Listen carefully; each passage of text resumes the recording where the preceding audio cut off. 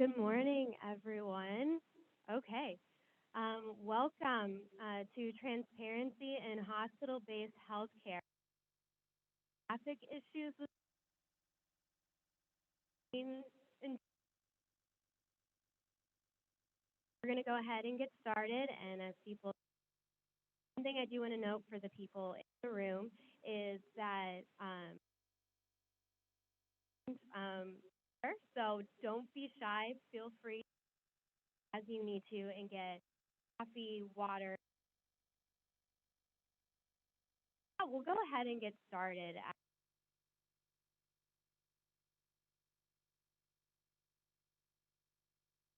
Welcome. This is our first in-person, um,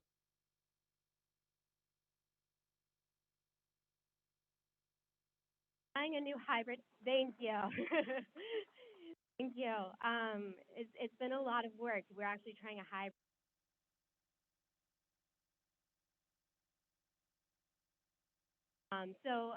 We are really excited to have 14, I think, of as yet.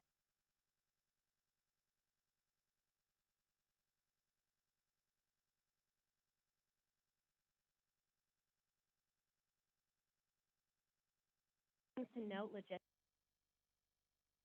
we did get a couple minutes to start, so the agenda's already off, so it's perfect. But we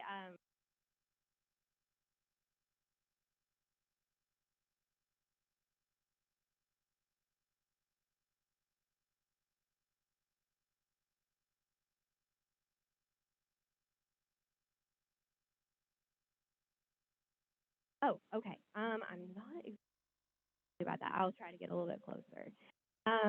Thank you for that feedback. Natalie is monitoring the chat, so if you have more feedback like that, I think I sound even better.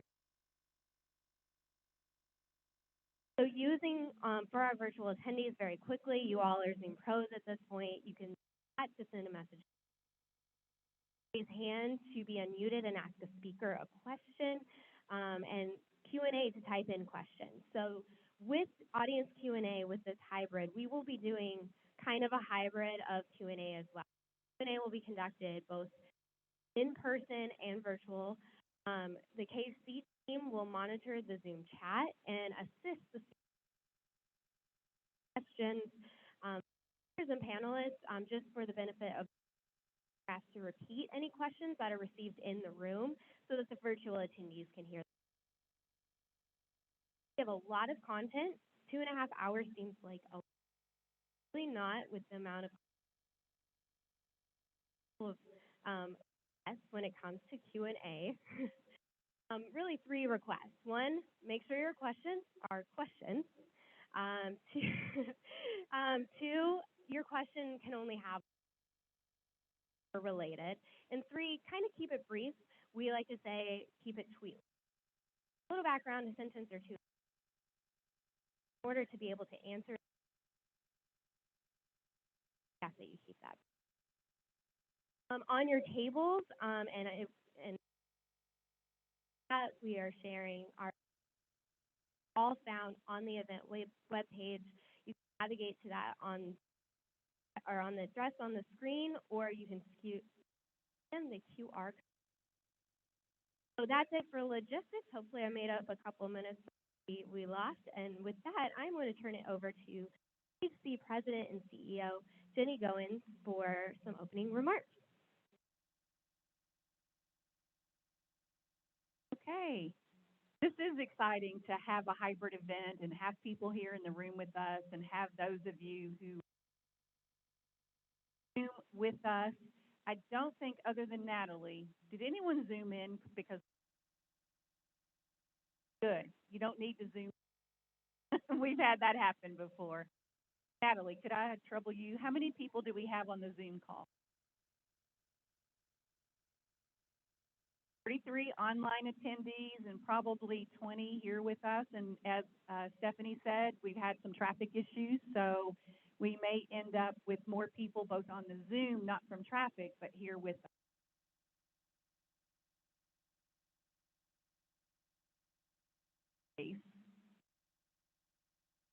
Okay, Just a little bit of a story. As we were preparing, it's taken us months really to prepare for this.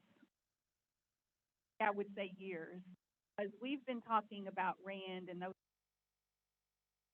but we were recently talking about this internal. It reminded me, how many of you shop with Amazon? Okay, so the folks in the room are all raising their hands. Well, okay, good, thank you. And so before Amazon was as popular as it is, I worked with this lady out of Amazon. She would have her boxes shipped to work so that her husband wouldn't see how much doing. And she would buy these really expensive. I would be just amazed how much $3, $4, $500 for a. I had the money dollars for a purse. I love purses, husband, but I'm not. And she pointed out to me. She said, "We're always talking about the rest." And I'm like, "Oh yeah, it is nothing for us to go out and spend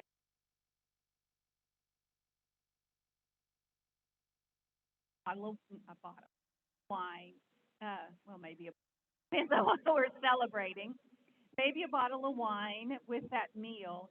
And it really got us to talking and sharing with people. All set our priorities, don't we? But we have to think about in those priorities. We're not going out every week and going down to going out to dinner like that. She's not buying that purse every week. She might have bought one every other month, but at the same time, we have priorities. But we know what things cost, right? Well, that is something that we're here today to talk about. We have priorities in our healthcare. All of us have priorities about, hopefully, you're prioritizing your preventive care. There are times when that preventive, being able to really understand what costs are in all of the different areas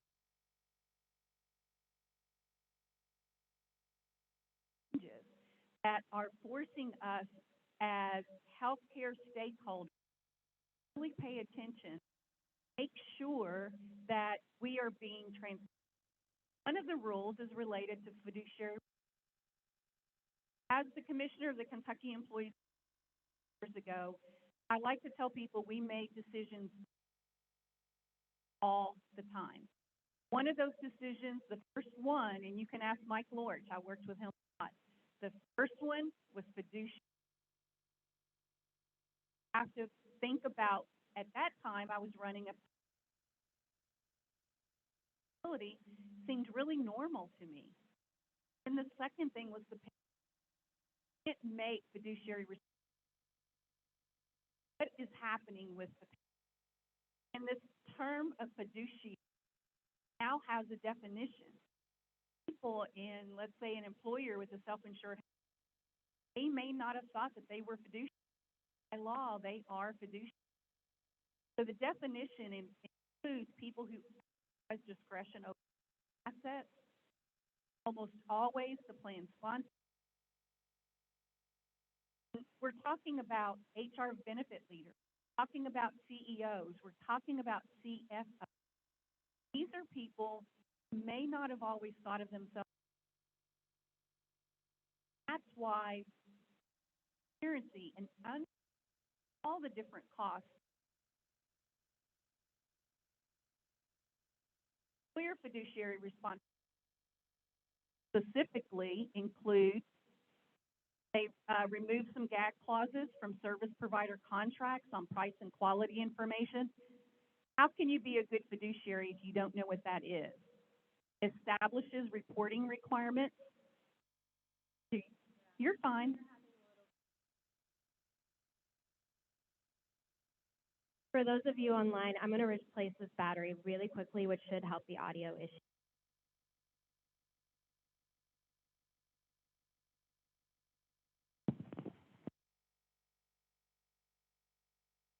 I'm not seeing that.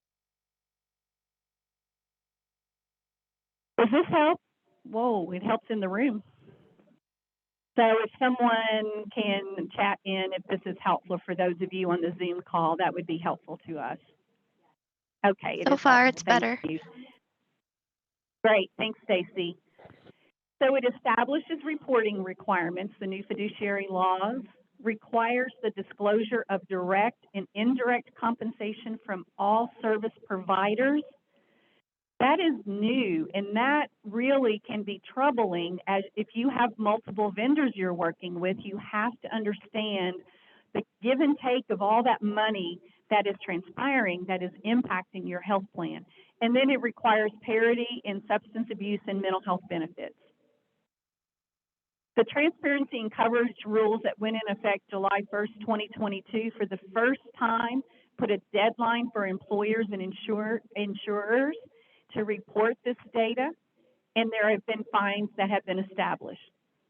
The Consolidated Appropriations Act also has a December deadline for employers. This is what's new, and really, for me, the simplified way of looking at this, some of you in the room and some of you on the Zoom call may not remember this, but several years ago, probably maybe 20 now, which seems like yesterday to some of us, but ERISA established rules related to retirement plans and 401k plans to make sure that the money for those plans was spent appropriately. Bottom line is that's what the federal government, ERISA, is doing now. With all of the fiduciary and the Consolidated Appropriations Act, that's what they're doing now. So I'm trying to level set because the true experts are coming in today to talk to us, but I'm trying to level set a couple of things that we've been working on with the National Alliance of Healthcare Purchaser Coalitions and with Gloria Sashchev, and I apologize when I butcher your name, Gloria. For some reason, my tongue doesn't want to get around the Sashchev, but, well, people do mine too, goings, you're going somewhere. But the hospital, beyond hospital transparency, getting to fair price is what we call a playbook to help understand what we're talking about today. And all of our panelists, all of our speakers are very familiar with this. We did what we call an insert, the document you see on the right. I know you can't read it. That's okay. It's just there to give you some information that this is going to be on the website as a resource. But these are the documents that we are using today, part of the documents to talk about SAGE transparency and really kick off the information that we're sharing about transparency. I have too many things to hold. I want to introduce Gloria. So Gloria is just a fascinating person to me. She is just brilliant, I think. She is the president and CEO of our sister coalition up in Indiana, the Employers Forum of Indiana. She serves as president, CEO, and board chair.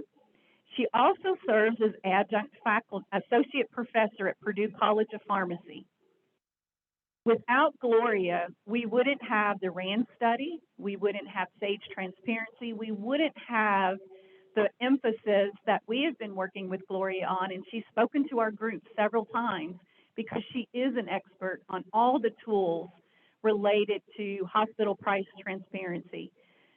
You can go online and read her bio. I don't want to read the whole thing to you, but what I do want to say is that she is a friend to the Kentuckiana Health Collaborative, but more importantly, she's a friend on this journey to really understand hospital price transparency. And PBMs, watch out, you're probably next because there's a high cost too. This is not just totally about bashing hospitals. I do want to say that. It is about us understanding as fiduciaries, as healthcare multi-stakeholders, understanding where the costs are coming from, and hospitals happen to be one of those areas where the high costs are coming from, and we all need to understand that. And Gloria is one of the speakers today who will help us understand that. So welcome, Gloria, to our Zoom in person.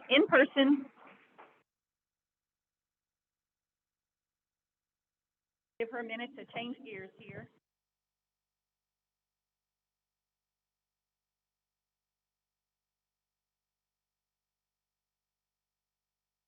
Well, good morning, everyone.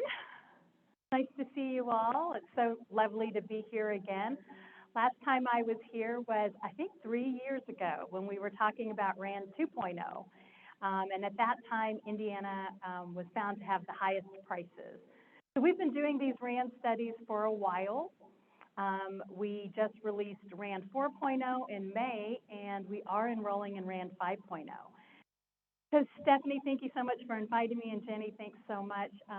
They wanted me to talk to you about data. So I have lots and lots of data to share with you, and welcome any questions.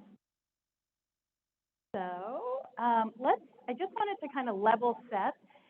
When you say total cost really depends on who you're talking about. If you're the hospital, it's what are their total costs to provide services. But from a purchaser's perspective, an employer's perspective, total cost is just a simple formula.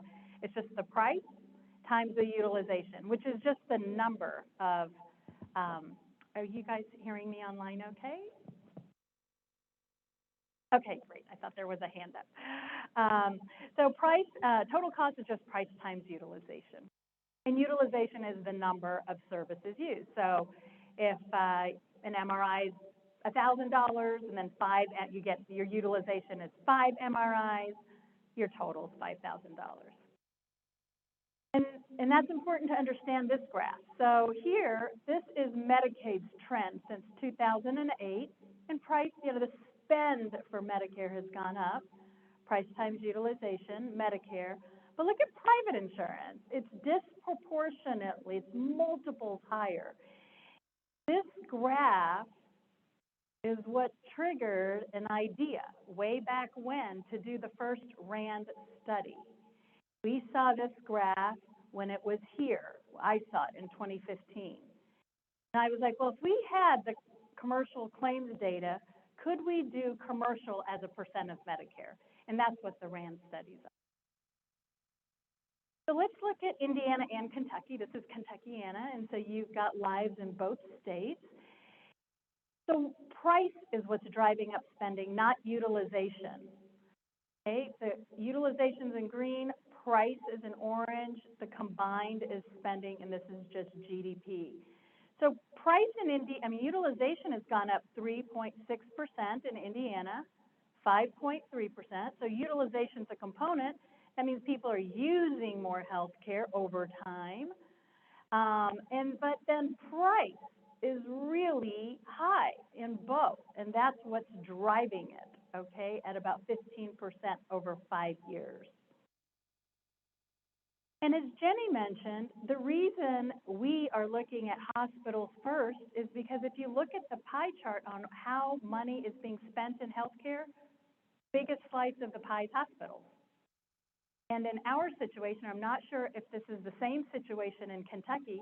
In our situation, most of the physician groups, 86% of the physicians in our state work for the top 6 health systems. And so here, it's really about half in our, it's about half in our situation. Physicians and hospitals represent about half. Drugs are important. I'm a pharmacist by background and training. I spend a lot of time in policy and teach policy at Purdue.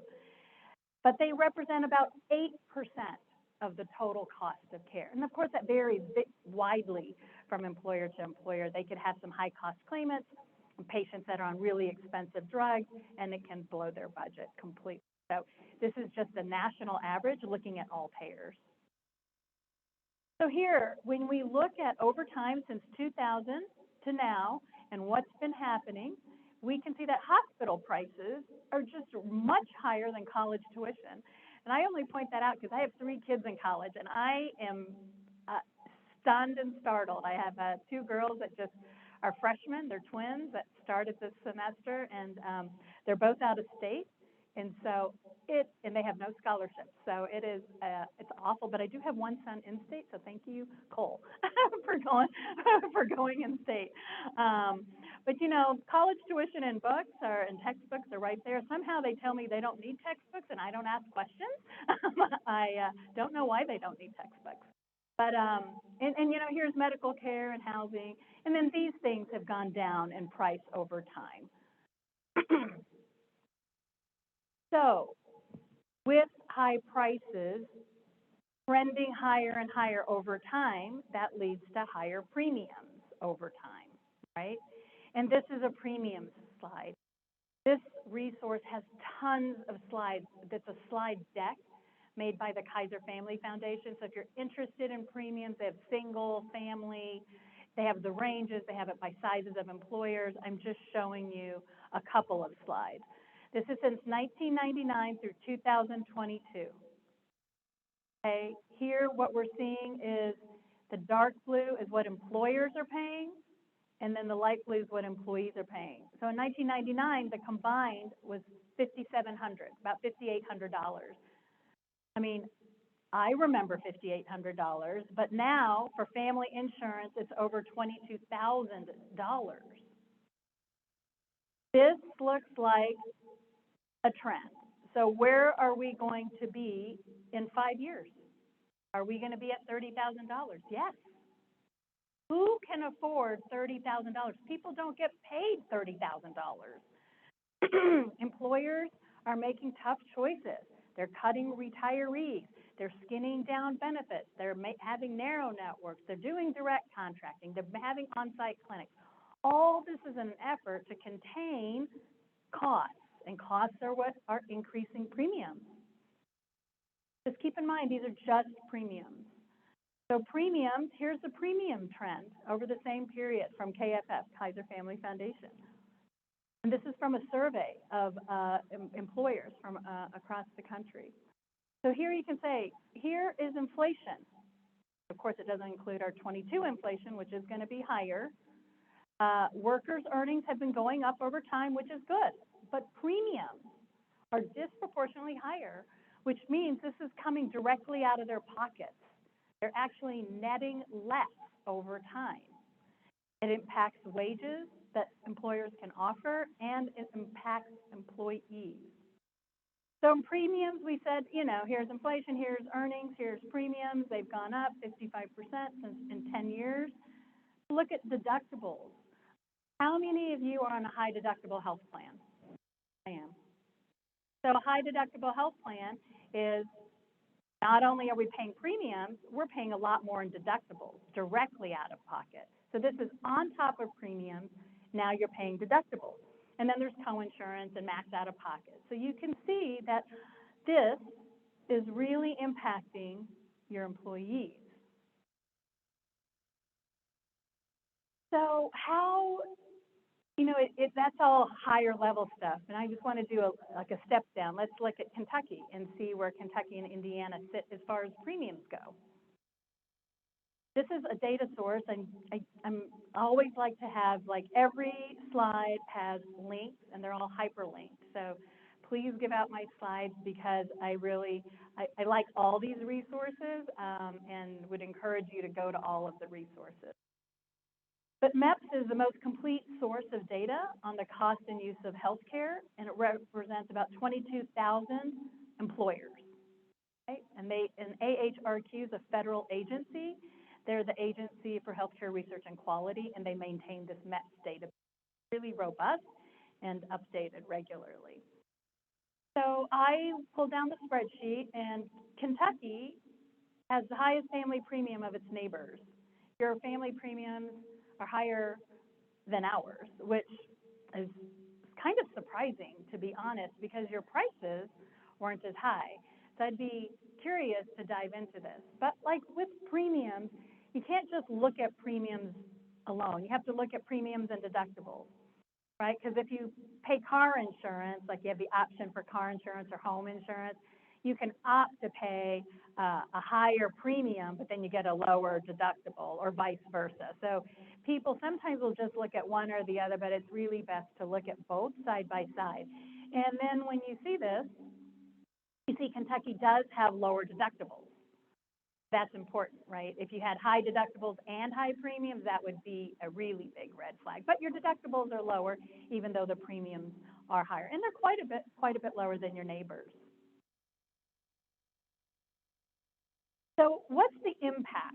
I mean, we talked about, okay, they have less wages, right? They have less salaries, but this is so disturbing to me about what healthcare is doing to people, doing to all, I mean, American citizens, residents in the United States. It's unbelievable. This is by the Urban Institute. You can just Google Urban Institute medical debt, and the first thing that will come up is this website. This website allows you to see county by county, state by state, what the percent of the adult population is in collections for medical debt. Not that they just have medical debt, they're in collections for medical debt. And you can see county by county if it is what's the their percentage of their white population versus their population of percent of non-white people. So I just want to share, this is a great website. It was just looking at credit data, the big credit bureaus that are out there from February of 2002, so it's very recent. And they looked at 10 million lives. It's a rich database. So the national average is 13%.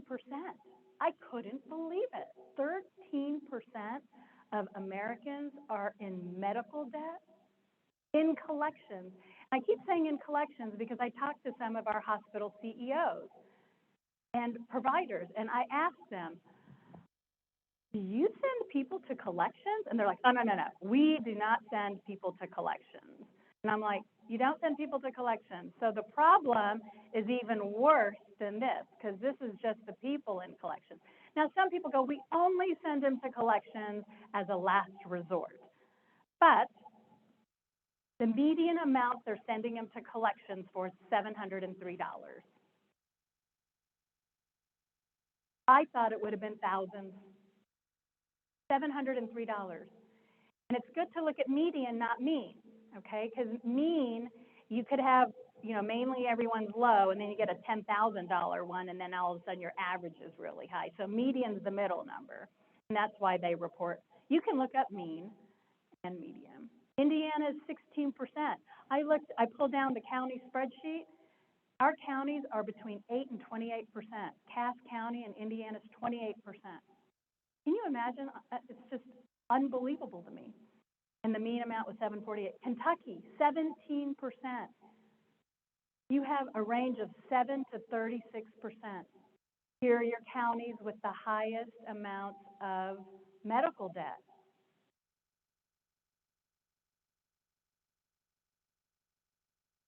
And the amounts aren't high. And most of the hospitals are nonprofit hospitals. So there's an opportunity here to do better. So the solution starts with transparency, but it doesn't end with transparency. But, transparency is just foundational. Like, we have to have it to shop for care, but we have to do something with it, and then it better informs both policy decisions and market. So we've done a series of RAND hospital price transparency studies, as I mentioned, and many of you are familiar with these, but I've just got some highlights here. We held the MOU for the country. We contracted with RAND Corporation. It was funded by the Robert Wood Johnson Foundation. It was not funded by hospitals. It was not funded by insurance companies. It doesn't include any Medicare. Using percent of Medicare is not something we made up. It's widely used. The first report on here is the Congressional Budget Office. The Congressional Budget Office uses percent of Medicare in their reports. There are a couple of there. RAND uses it, Hopkins uses it, Harvard uses it. It's widely used as a standard of measure of. This is a summary of all 4 RAND studies. And when I was last here, I guess it was in 2019, and I was talking to you about RAND 2.0, we had 25 states. It covered 3 years. We had about 1,600 hospitals, about $13 billion in spend. Now we have 49 states covering 3 years, over 4,000 hospitals, and about $78 billion in spend. So it's become bigger and bigger over time. And that's good because now we have more claims data. All these claims come from employers. Run around the country inviting employers to participate in the RAND study, and they want transparency. I wasn't intending this for I couldn't have imagined that this would have been a national study. It was really just meant for us in Indiana, and then we wanted to benchmark ourselves by neighboring states, and then it just took off. Actually, when I went to Mike Thompson, who's sitting in the back, I went to his meeting, and then I met other people like me and Jenny, and they were like, can we be in the study? And I was like, yes, you can be in the study. So that's how we got people interested in the study. It comes from employers, health plans, and 11 all-payer claims databases. APCDs are, I don't know if you guys have an APCD in Kentucky. We're working on it. Okay, we legislated one, we announced a vendor, but we don't have one yet. So it's coming. And those are great. You want to stay involved in those because you want to make sure it gets set up right so you can participate and do what you need to. Some states, I presented in, Kansas. In Kansas, their APCD specifically says you cannot share data at the provider level on both price and quality. So they're stuck with just regional information. So it's like Northeast Kansas is higher priced than Southeast. Not helpful and a waste of money. So let's look at the prices, looking at RAND 4.0. Indiana is the 7th highest. And when I say total hospital, I mean inpatient, outpatient, plus physician. Okay? And that's important because you can look at RAND prices 9 different ways. So this is the total hospital, inpatient facility, what the hospital's getting, outpatient hospital, plus what the docs are getting. And Kentucky is over here, so it's doing pretty good. Looking at facility prices, and while I say looking pretty good, I do want to point out there's wide variability. So on average, you're doing pretty good, but you have some hospitals whose prices are outrageous, their quality is not as good. You have some that are lower priced whose quality is really great. So that's what this level of transparency, this is just the highest level. We'll peel it back and you'll be able to see more detail. But when we just look at facility prices, Indiana is the 4th highest at 329%. That means we're paying over three times more what Medicare is paying for the exact same services for all of our hospitals. So we have 119 hospitals in Indiana, and across 119 hospitals, employers are paying 3.29 times what Medicare is paying. That's how to interpret this.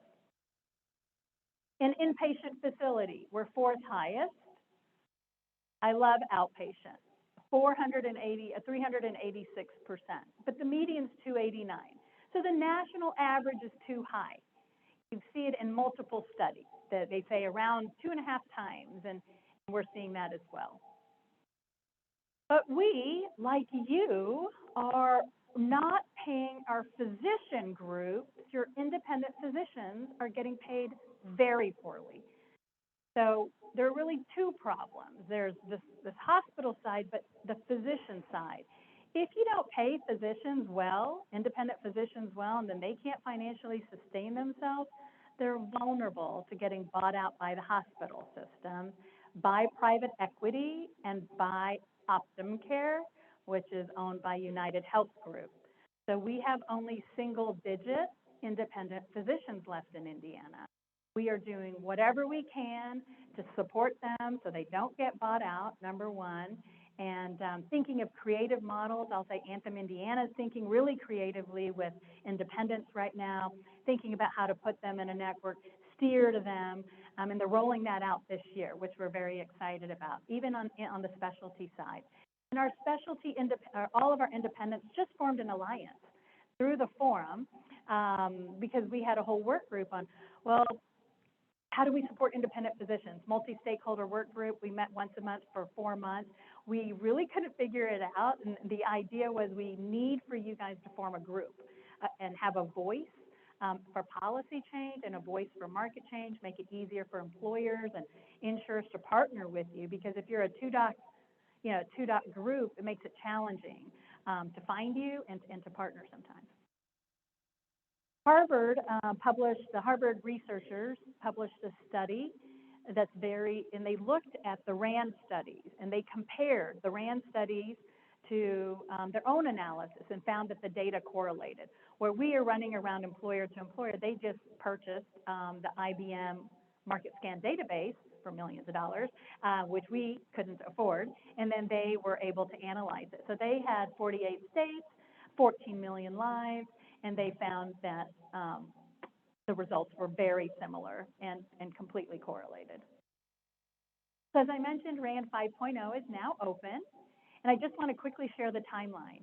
We have a few more months to enroll, and then here's the timeline. I'll just kind of say it's very similar to the last, and it won't be published until May of 2024.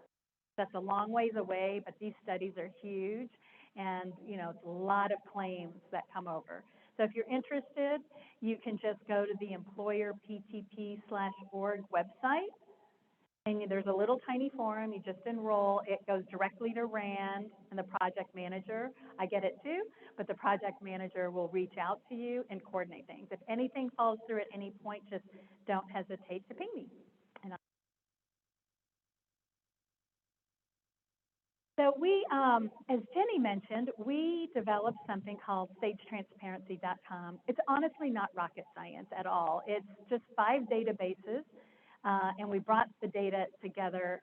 And for when RAND was coming out, they would publish a spreadsheet with 4,000 hospitals in there. And only people like Stephanie like looking at, and Sarah, who works at the Employers Forum of Indiana, they are the only two that like looking at spreadsheets. I like graphs. And so, telling folks, well, download this spreadsheet and then go to the CMS website and download their spreadsheets and then put them together was, people weren't doing it, frankly. So we just decided to do it for them. And that's the idea how Sage Transparency got started, was let's bring price and quality data together and make it easy to use. So here are the 5 data sources. RAND 4.0 is in there. So all 4,000 hospitals are loaded in, 4,100 hospitals. And it's a public database, so you can still pull down the spreadsheet if you'd like. The National Academy for State Health Policy, or NASHP, they launched a web tool online in April of 2022. We launched Sage in May of 2022. Their website's phenomenal if you want to know anything about hospital financials. 11-year trend for operating profit margin, how much they're spending on charity care, net profit margin, how much they made or lost on Medicare, Medicaid, commercial. So now you can have just more honest conversations about, just for years I would hear, we have to charge commercial more because we can't make it on Medicare and Medicaid. That's just what you hear from everyone all the time. But is that true? And then what's a fair price? So I think you'll hear more about both of these as the day. CMS Hospital Star Ratings, this has been around for a really long time. CMS updates it quarterly and publishes these spreadsheets. The National Academy for State Health Policy, I just want to back up, they get all of their data from CMS cost reports that hospital executives sign off themselves and submit to CMS. And all those cost reports go into what they call a HCRIS database. And then all the financials are pulled from the HCRIS database. So NASHP partnered with Rice University and then developed this. It's amazing. My favorite thing on there, and that's why I put it in Sage, is commercial break-even. And commercial break-even simply is, what would an employer need to pay, the commercial side of their payer mix need to pay to keep that hospital whole financially, so that they're covering all of their expenses and not having any losses. So it covers any losses on Medicaid, any losses if they had any on Medicare, charity care, bad debt, uninsured. And you'll see that on Sage Transparency, and you can see what % of their revenue is actually going to charity care. Because when we're talking about policy, some of our hospitals sometimes will say, well, we're providing so much charity care and that. And we're like, but how much charity care do you provide? And you don't, it's sometimes hard to get a direct answer. So now you can just look it up. We do have 2 proprietary solutions. One is Turquoise Health and the other is Quantros. So Turquoise Health is a startup company out of California. What they did was every hospital in the United States, a community hospital, is required to post their prices that they're charging that all their contracted prices with insurance companies and their cash prices, they're required to post them in a machine-readable file on their own hospital website. But finding them can be a challenge. Pulling them down and understanding them is a much bigger challenge. And so you have to be a machine to read these things.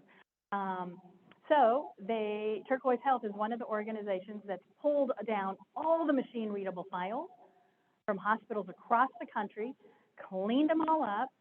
I buy a data extract from them that's organized as a percent of Medicare and uploaded into Sage. Quantros is also a proprietary solution owned by Healthcare Blue Book. They look at quality reliability scores. So quality is different. Quality is quality. Like Sarah did surgery, the quality was good, no readmissions, no reinfections, et cetera, et cetera. Quality reliability would mean that Sarah is a new grad, a new resident. She's only done 3 knee replacements, but Stephanie's done 1,000 knee replacements, so her score is going to be higher because her quality score, and she's done a lot of them. That's the difference between Quantros and CMS. Okay, so I know that was a lot of data. Any questions about any of this data?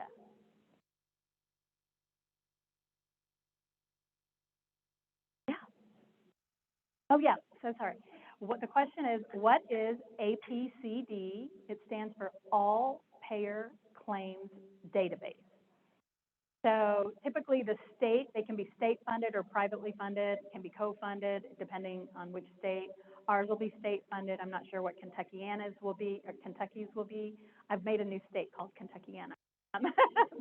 But what Kentucky's will be, and it will have Medicaid claims data from your state. They can put Medicare claims data easily because those are publicly available.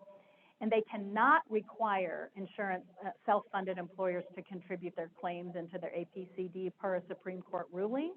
So they're going to have to make a good APCD and have like basically develop a value proposition for employers to want to contribute their claims data. And that's something that our executive director of our APCD is very interested in partnering with employers and saying, hey, what would you like to see in it? And we're like, we want drugs, we want hospitals, we want every provider, we want all prices, negotiated prices, we want all quality. So, and then make it look pretty. So that's what we want. We want Sage transparency and more depth and detail. Oh, yes.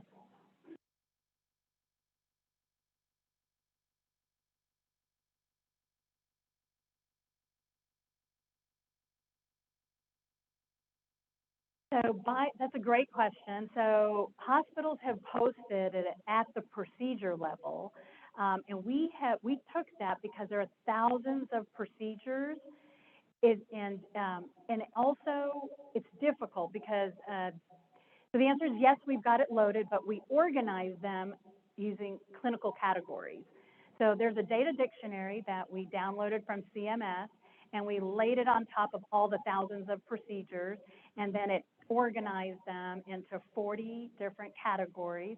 So like CT, MRIs are all in one category: eye problems, GI problems, cardiac problems, ortho, because that's how employers shop. You know, you're not going to send your knees one place and your hip replacements at another place.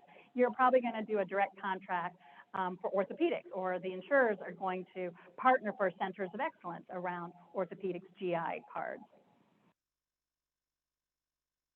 I will say the insurance companies posted all of their prices, negotiated prices, July 1st of this year. So I'm super excited once all of that is cleaned up. I'm working with a lot of different organizations. It's just massive amounts of data from across the country. So then we won't just have hospital stuff in here. We will have all the independent. So you'll be able to search ortho, and it'll have all the places that do ortho, not just the hospitals. December 23rd, we update Sage Transparency quarterly. And then in the next update that comes out in a couple of weeks, we will have 2,000 ambulatory surgical centers across the country in here. That'll be the first time we have ASCs. So you'll be able to look at ortho, ASCs versus hospitals. And that'll be nice. And eventually it'll get richer over time. We're also going to put standardized prices in there in addition to Medicare, and we're going to identify which are critical access hospitals. as they are paid differently, and it's nice to know which they are because sometimes we shouldn't necessarily, our policies shouldn't necessarily apply to them if they're applying to some larger hospital system. Would you guys like to see a demo of Sage Transparency for a few minutes? Okay. Let's go here. It's really easy to use, super intuitive, and we update it every quarter. So there's a feedback button on it, and if you see anything you like or don't like, please put it in there. Anything you want, please put it in there. And we have a big team that looks this stuff over and makes updates.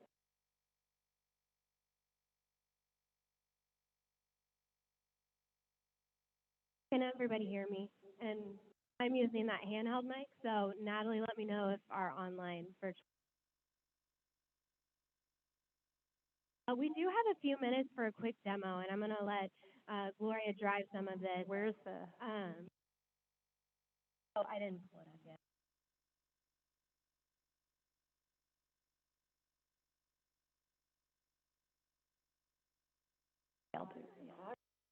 Yeah, so Gloria can go through some of Sage, show you what I actually prepared a few thoughts of some NASHP insights, cost break-even tool that she was. I've seen Gloria do a demo so many times. It never gets old because there's such a rich, a lot of time just prioritizing what is the most. There is no shortage of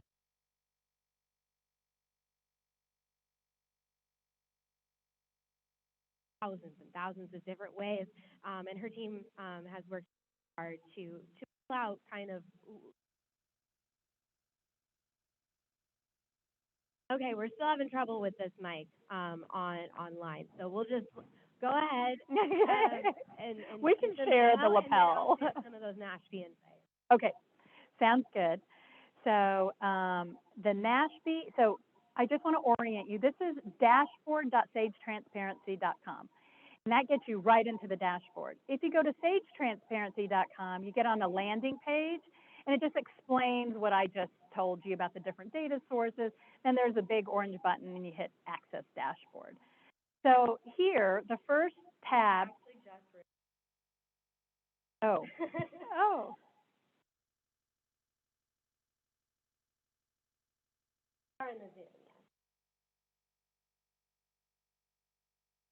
Oh, well, there we go. Perfect. So this is sagetransparency.com. It's got 5 tabs. Yes, 5 tabs plus a glossary across the top. I'm going to quickly go through each tab, just like a minute for each one, so you get a flavor of what's on it. But here are all the states. So we have 49 states plus DC. We can just leave it on Indiana, and then I know Stephanie mentioned she's got some for Kentucky. Good pickup. All the hospitals per state that we have are loaded in here, and they're in alphabetical order. So it just defaults to Ascension St. Vincent in Anderson, Indiana. There's the location of it. This is that NASHP payer mix. I love this because it really gives a lot of information. 25% of their payer, all the patients that they see, are commercial.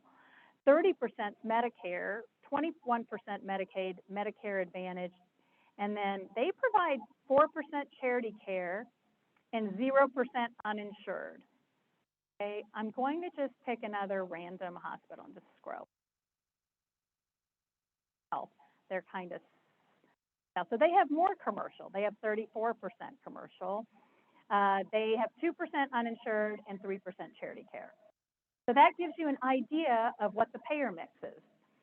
So here is their Quantros quality reliability scores. And when it gets updated, it will say quality reliability up there. This gets updated every quarter. So we get new data extracts. And they are doing really good. I mean, doesn't surprise me because Franciscan was part of, ACO projects, demonstration projects from a long time ago. They're so good that their overall medical is in the 90th percentile, which means they're in the top 10% of all hospitals in the country in medical care. CMS overall star rating, this is patient experience and overall star rating. They're average. 5 is the best, and they're a 3. Down here, you have their pricing. And here's their pricing. And this means that their total facility, that what the hospital's getting is 348% of Medicare. If you were to look to see how much they would need to break even, it's 111% of Medicare.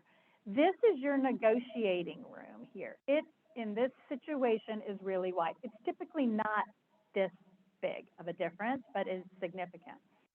Quickly, you can see they're 348. The state average in Indiana is 329, so they're above the state average, and the national average is 260. The national break-even is 127. So they are efficient hospital, but their prices are really high. I mentioned we broke down Turquoise Health data into clinical categories, and these are prices that the hospitals have posted themselves on their own websites. So CT, MRI, cardiovascular, ED, GI, laparoscopic. We just posted some, so you get an idea of what's available. Some of the category names were kind of complicated. It would just say like blood, and I'm like, that's not helpful. Okay, looking at hospital systems, again, this is defaulting to all the Ascension hospitals across the country. But let's say you want to look at Ascension hospitals in Indiana. Do you guys have Ascension? No, I don't think so. Okay, let's pick a hospital system you have. No, who do you have? Baptist? Oh, should we do it? Okay, I would just, oh, Baptist Health.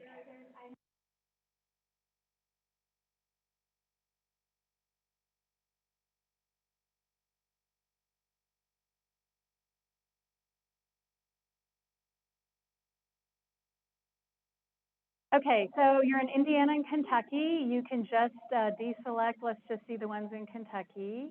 Okay, so you can see here's where all of their prices are. They're actually, you know, compared to their cost.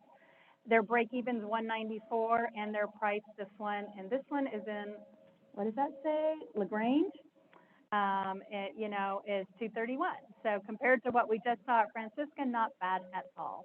And some of them are really close, but there are some opportunities with some of them. Yes.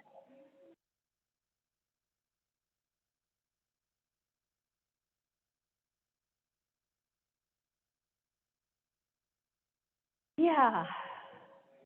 We've had, there's not we don't have a federal designation for, like, there are rural, we have critical access hospitals, and they're all by definition rural.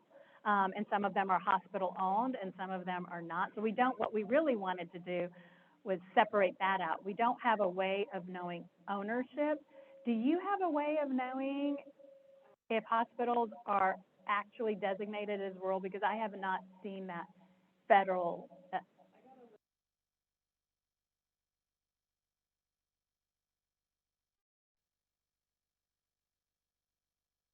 If you will send that to me, if that's available for all hospitals, we would love to include that. That'd be awesome. Yes. That includes capital investments. You want to grab that? I believe it does too. Yeah. Yes.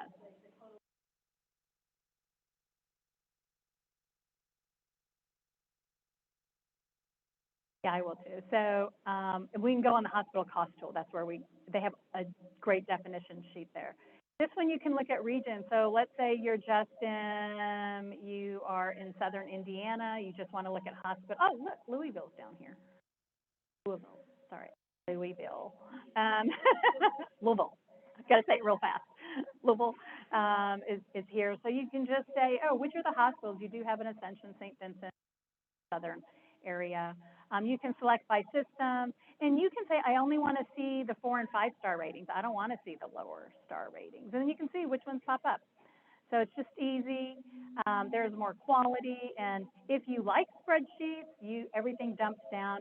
into prices 9 different ways with the NASHB break even and the quality star rating over here. This is clinical categories. So if you wanted to search by clinical categories, you can search by them. Same deal. States is what the policymakers really like, because you can search price 9 different ways and say what are the hospitals getting. Indiana's ranked 4th highest, Kentucky 34th, as we saw earlier.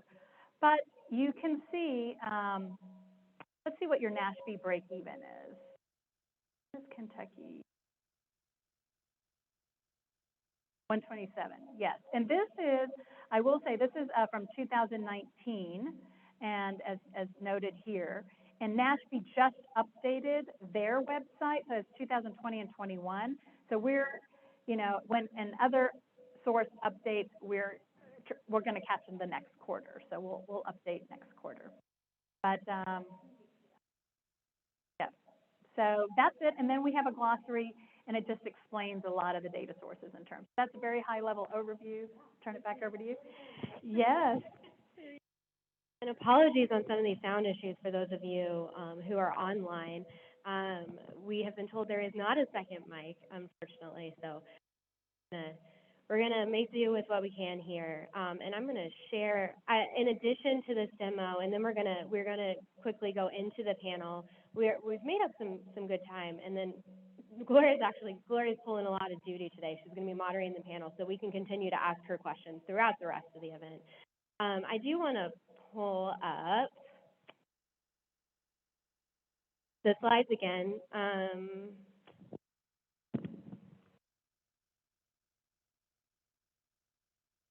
Very quickly, and everybody at home can see my sisters.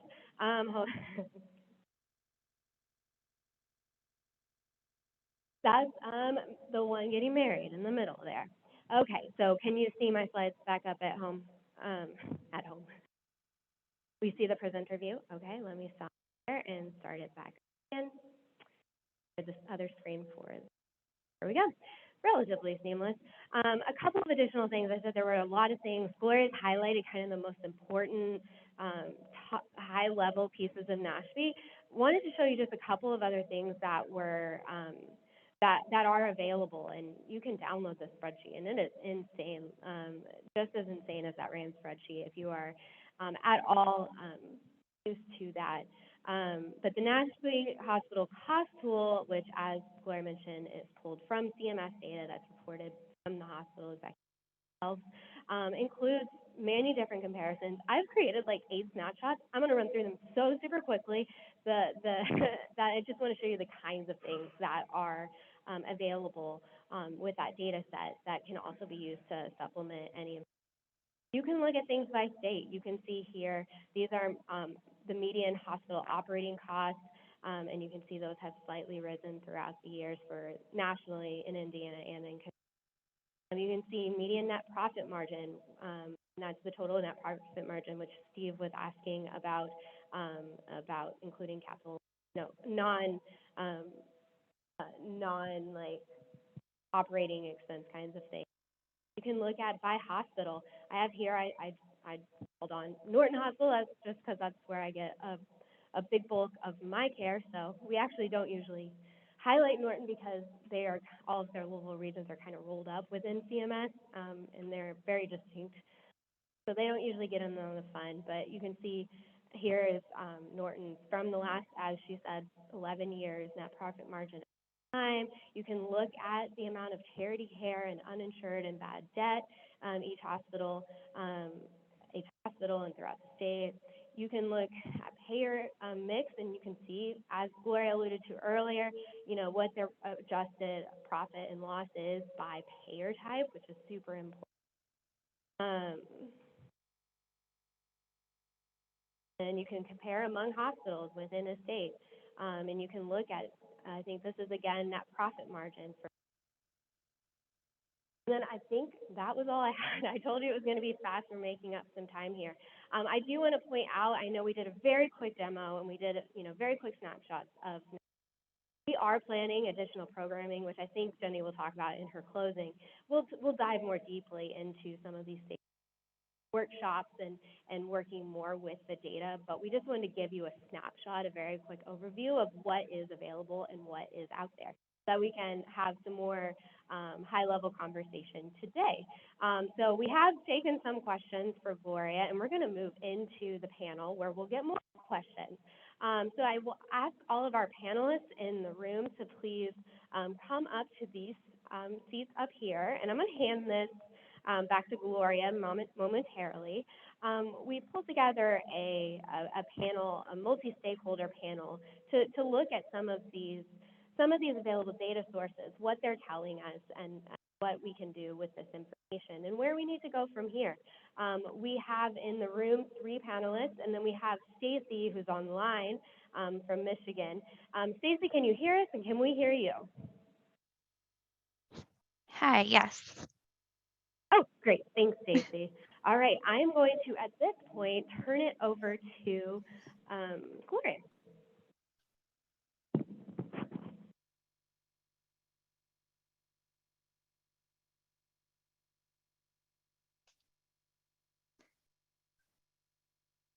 So we'll be able to see her? Okay.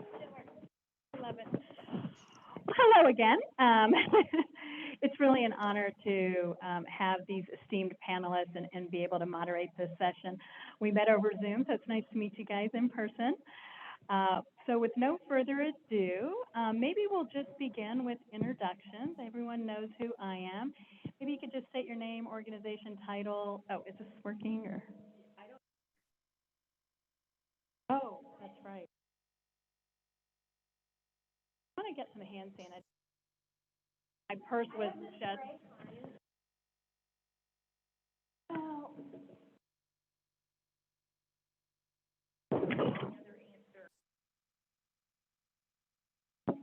Here we go. It smells. Okay, we need to zoom in.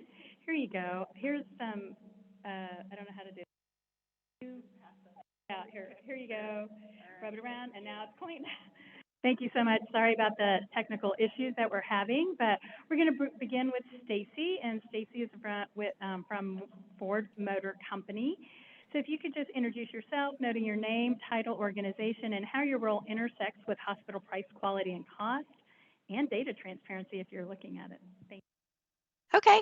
Hi, everyone. You can hear me, right? Just making sure. I'm Stacy Forsyth. I'm from Ford Motor Company, and I am here in Michigan. I'm a healthcare benefits specialist. I've been at Ford for over a year. I worked prior at IBM Watson Health. They also were called Truven Health Analytics for 15 years. The last 8 years of my role at IBM Watson Health, I was a senior analytic consultant fully dedicated to Ford.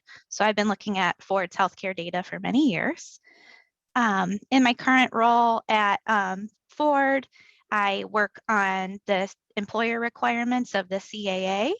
I'm right now, in fact, very busy getting our CAA RX reporting submitted by the December 27th deadline. And I helped earlier in the year help set up a public website for Ford for our machine readable files. And I also work with our data analytics team very heavily for projects large and small. As a Ford employee, I care a lot about the health and well-being of our employees, and that involves providing great health care. I'm a 3rd generation Ford employee. My dad was a UAW Ford worker, and my grandpa was a salaried payroll worker at Ford. So 3rd generation care a lot about the health of our employees. And in the Kentuckiana area, we have a lot of Ford employees there. We have about 12,000 in the Kentuckiana area. Most of the employees are UAW represented manufacturing employees. In the Louisville area at our Kentucky truck and Louisville assembly plants. And we also have about 2,000 of those 12,000 reside in Indiana and commute to Kentucky. So I'm glad to be here today and talk to you all. Thank you. All right. In the interest of keeping like going across, I'll just water. I am the health justice. I've been on the job for about a month, so give me some grace today. as this Kentucky Equal Justice.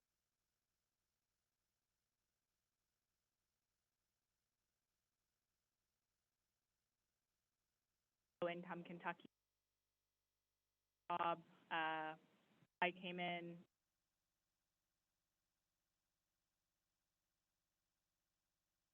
I believe that's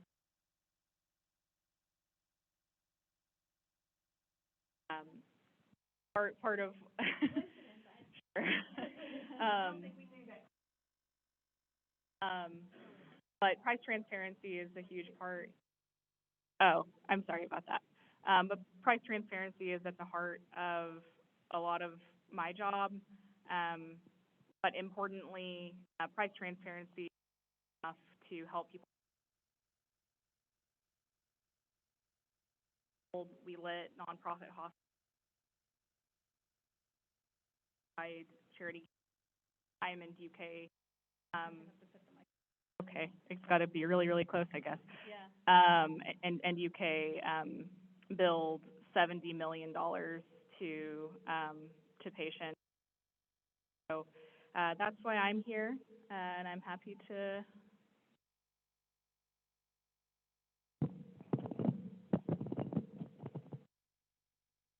My name's Hal Clark. I'm the Vice President of Economics and Policy with the Kentucky Hospital Association. Glad to be here today. I've been with KHA for about 2 years. Prior to that, I was 30 years in healthcare finance as a hospital chief financial officer, both as employed and I've had multiple consulting companies where I've worked around the country. I've worked in probably 20 different states as a CFO in hospitals. Really happy to be here today. Price transparency obviously is very important.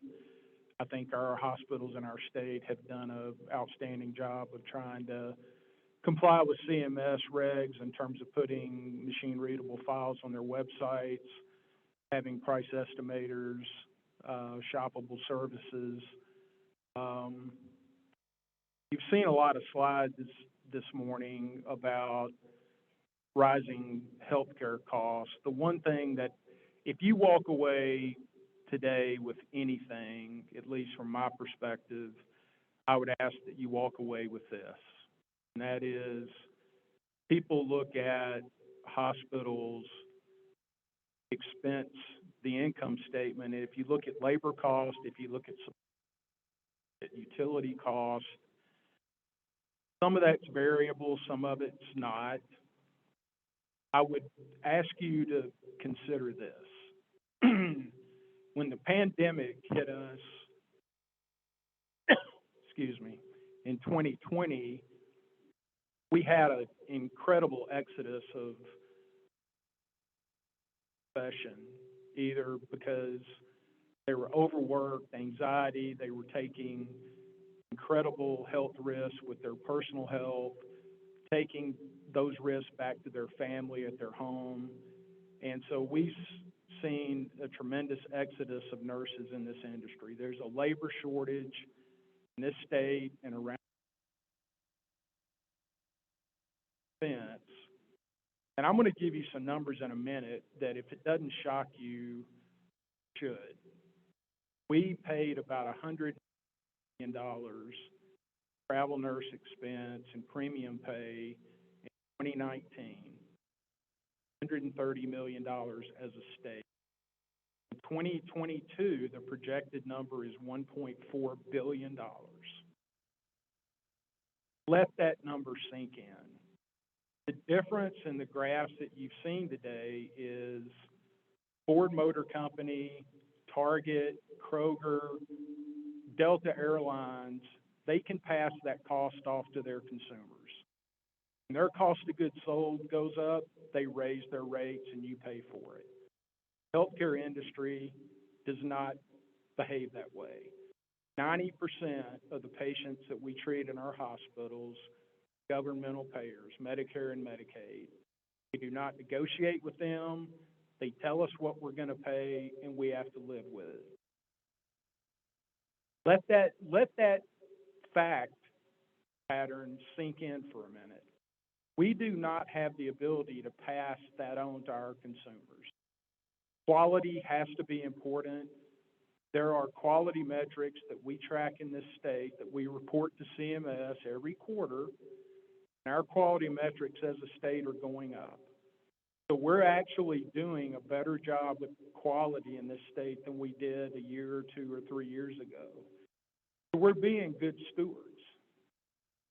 But I think oftentimes we sit here and we listen to constituents, and we're all in favor of price transparency. I think that's good for the public. I think that's good for everybody that accesses healthcare. But at the end of the day, a lot of the costs, the majority of the costs that hospitals incur, they cannot pass on to their consumers, unlike other industries we've seen slides on today. Don't forget that. Thank you. I'm Mike Lawrence. I'm with Anthem Blue Cross and Blue Shield. Fairly new. I've only been with them 40-something years. And Gloria, I'll say that we look at hospital costs and both the unit price and utilization cost every day. And we know what our contracted costs are, so we don't have to estimate it. But later on, I'd like to show you some of the tools we have also.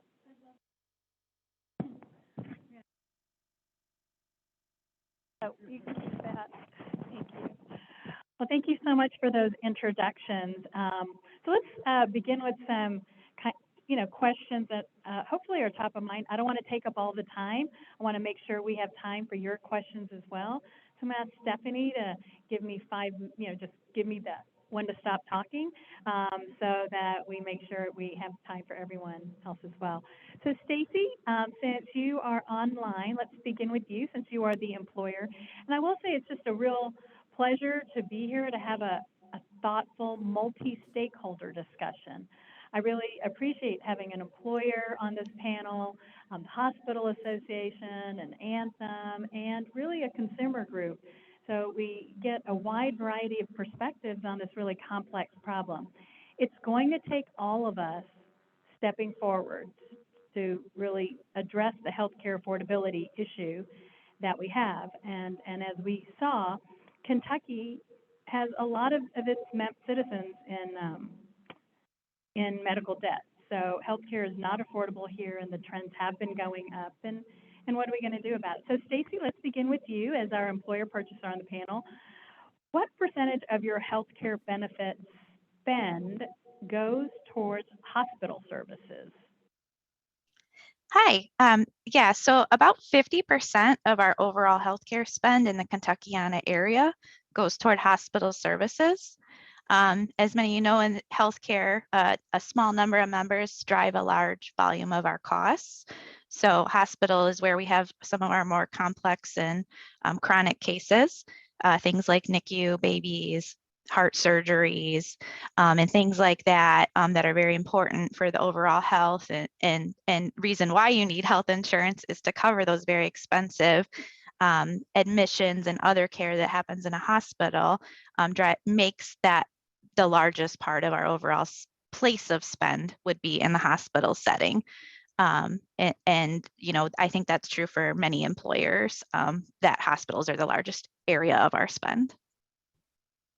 Absolutely. And the slide that I showed earlier showed 31%. So yours is 50%, which is higher.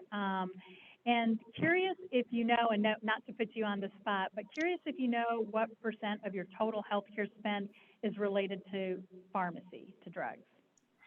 The national pharmacy average is around 8%. Yeah, our pharmacy spend is around that, and it is a growing area. So when you mentioned earlier hospitals and pharmacy, those are also our key areas, are hospital and pharmacy. And that's what we've seen with a lot of employers, that while hospital is the largest slice of the pie, pharmacy is the fastest growing slice of the pie. It used to be 1%, 2%, and now it's just, 8%. So something we need to address. Mike, question for you, and I'll bring the mic over. Mike, I'll bring the mic over.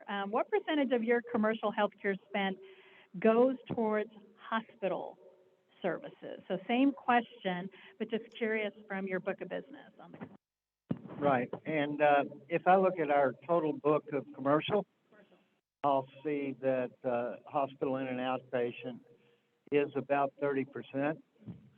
And I saw your numbers on prescription drugs. Ours are closer to 15 for a commercial population.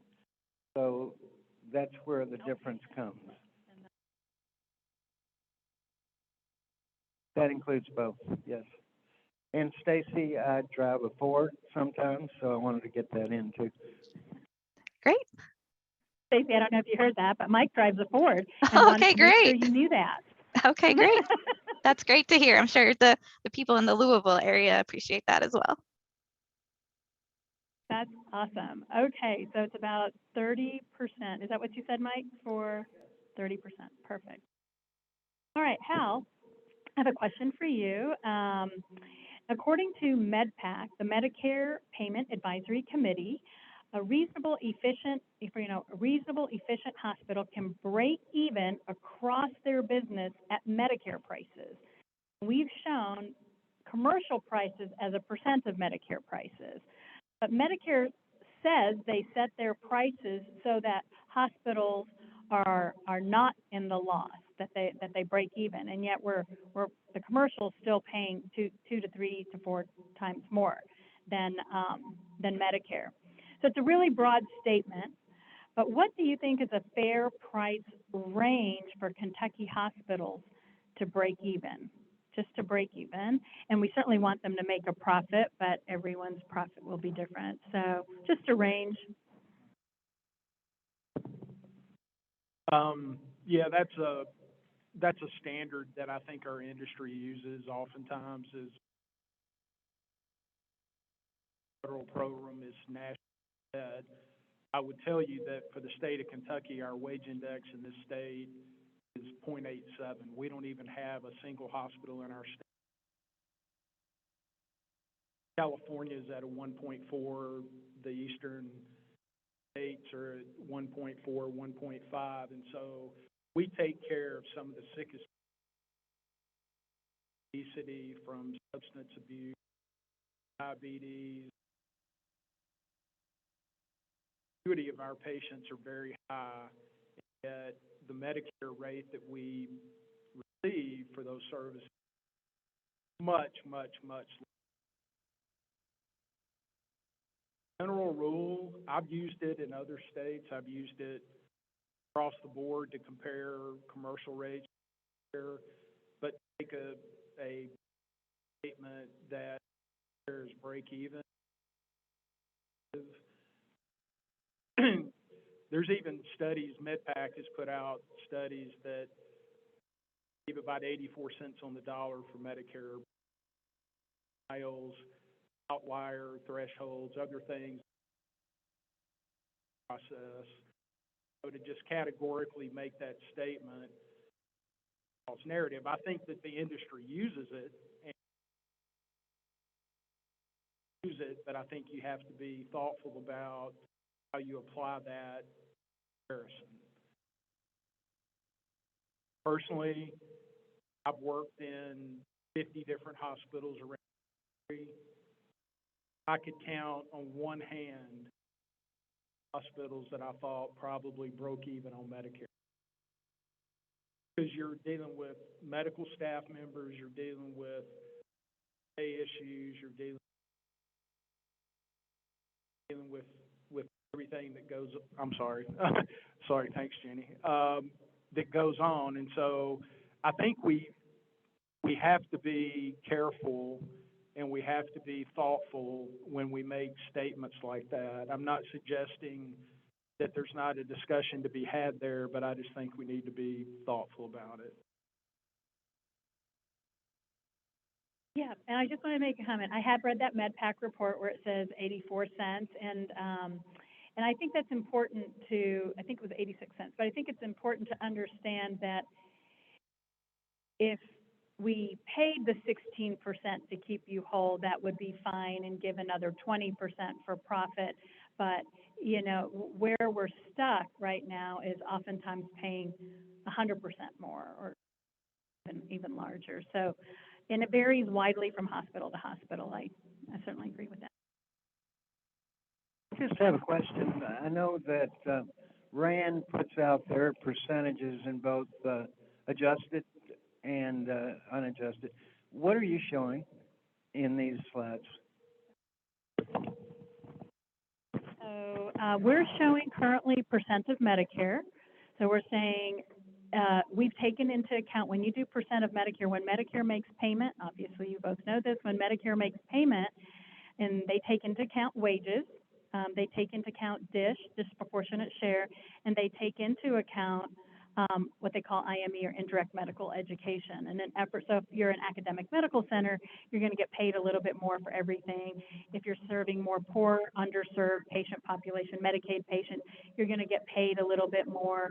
And if your wages, which is your cost of living index, if it's high or low, you're going to get paid a little bit more or less. So that is baked into Medicare. But we also have standardized prices, which is where you don't take these, it's just dollars to dollars. And that's going to be loaded, if I forgot to mention that, that'll be loaded December 23rd for all the hospitals as well. So on the new release of SAGE Transparency, it will be uploaded. They're already available in the RAND 4.0 downloadable spreadsheet. So we show them both ways. Excellent question. I'm glad you brought that up. I have a question for you, Chloe.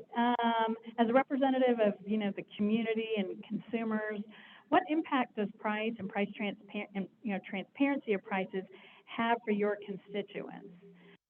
How do you support your constituents with high prices and with transparency? Thank you for that question. As I said earlier, transparency by itself doesn't pay medical bills.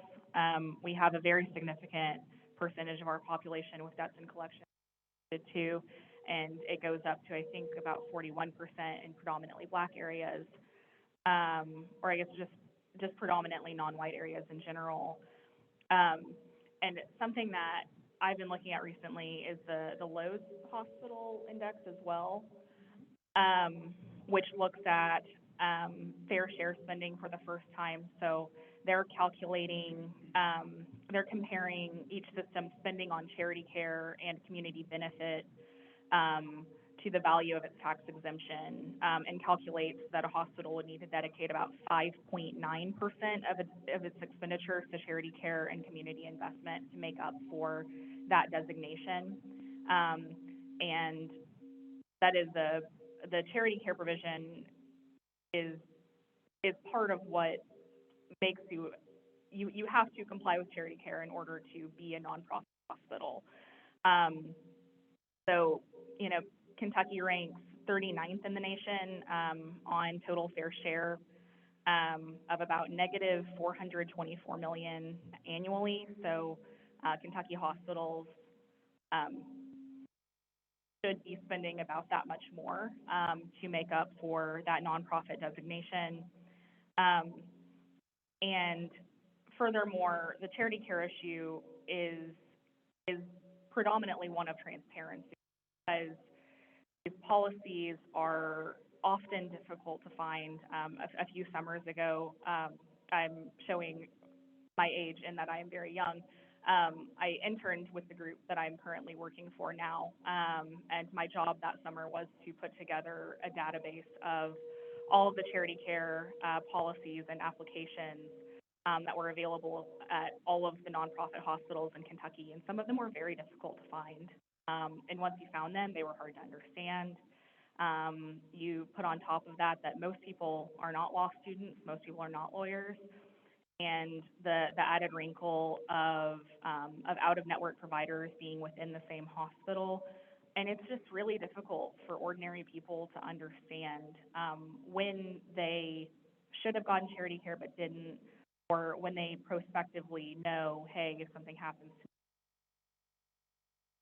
Something that would be really helpful in this regard is one application that's asking a lot, I realize, but having some type of standardization in terms of the requirements for eligibility would be huge, as well as just being able to point people to one application in particular. That's something that advocates and attorneys could use to really help people on the back end. A related issue is emergency Medicaid. So we know that a lot of people who might be eligible for emergency Medicaid, these are predominantly people with differing immigration statuses. Because of the way that the Affordable Care Act works, it really doesn't apply to who are documented anymore, or to people who are U.S. citizens. It's just really people with certain immigration statuses. That it's unclear if those individuals are being adequately screened after an emergency in the hospital. So something that would be really helpful, like the dream is really that that the cabinet would change that policy so that someone can apply prospectively for emergency Medicaid, which sounds a little bit funny. So you can say like, oh, you can't foresee in what it is being able to say in advance, hey, if something happens to me, I know that I'll be okay because I have this knowledge. And the other thing would just be if hospitals would just try to do a better job of screening people for this. This is the type of would be involved in, and just making sure that if you have somebody where you are unsure of their immigration status, just screening them for that, because that's really all that they're going to be eligible for. And this is a win-win because you're getting payment for something that might otherwise be bad debt, because these people you have to meet all of the eligibility requirements for Medicaid, except for the immigration status, in order to qualify for emergency Medicaid. So these are debts that otherwise you might end up needing to try to collect. But it really is a win-win, and if any hospital folks in the audience do change their policies after this, I will accept a kickback. Okay, so I really, really like your policy idea of a single form. Is there any model language, or has any state done that? Not to my knowledge. I know that there are some states that have gone to universal standards. So in Oregon or Washington, I believe there is, they have determined specific eligibility guidelines. And I know that because there's an enforcement action against a health group there that went to great lengths to avoid providing charity care. They hired the consulting firm to help them figure out how to avoid providing charity care. And with those additional protections from one state or the other, it's a multi-state group. Their case is a little bit stronger, but I think that the plain language of 501R is really protective, and I think we're lawsuits on that basis. Great idea. Thanks for being such a great advocate for, folks in Kentucky and trying to get them support. And then, like you said, it's a win-win for hospitals because then they're not losing money on people that can't pay, and, it can be quite expensive. Okay, Mike, back to you. So how has the Consolidated Appropriations Act, which has enabled more healthcare price transparency and reinforced employer fiduciary responsibilities, changed your view of hospital spend now that you can see more of it? I mean, I guess you could have always seen it, but what are your thoughts? Can I have my slides now?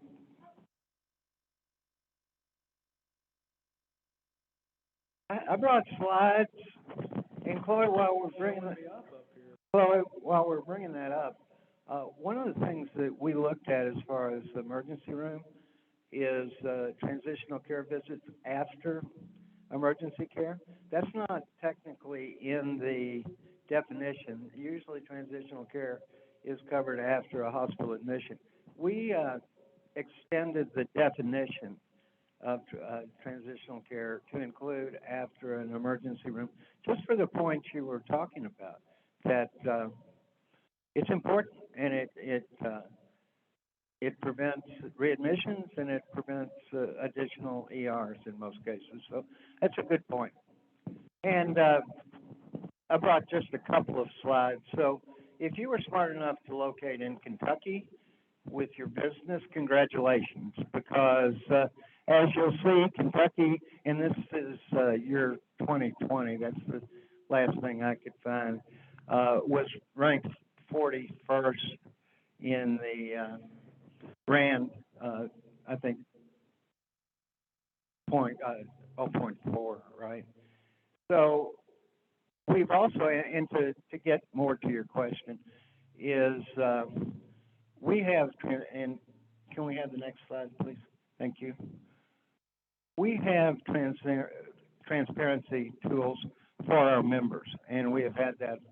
Used to be called Anthem Care Comparison, now it's called Estimate Your Cost. But any of our members can go on, and you know, hospital pricing, when you look at it as a whole, you can make a opinion. But the way hospitals are reimbursed is pretty complicated. It can be a combination of both DRGs, case rates, and some percentage charge. Outpatient can be case rates also. So you really don't need to know the hospital's relativity overall. If you're going to seek care, you need to know where the best price for your care is. This is what the Estimate Your Cost tool does, and it's available to all of our members. That's good news and bad news. And I think Jenny will tell you that most employees don't shop. And you've tried some various methodologies when you were with the state employees to incent that, and that seems to work somewhat to get them to shop for elective care.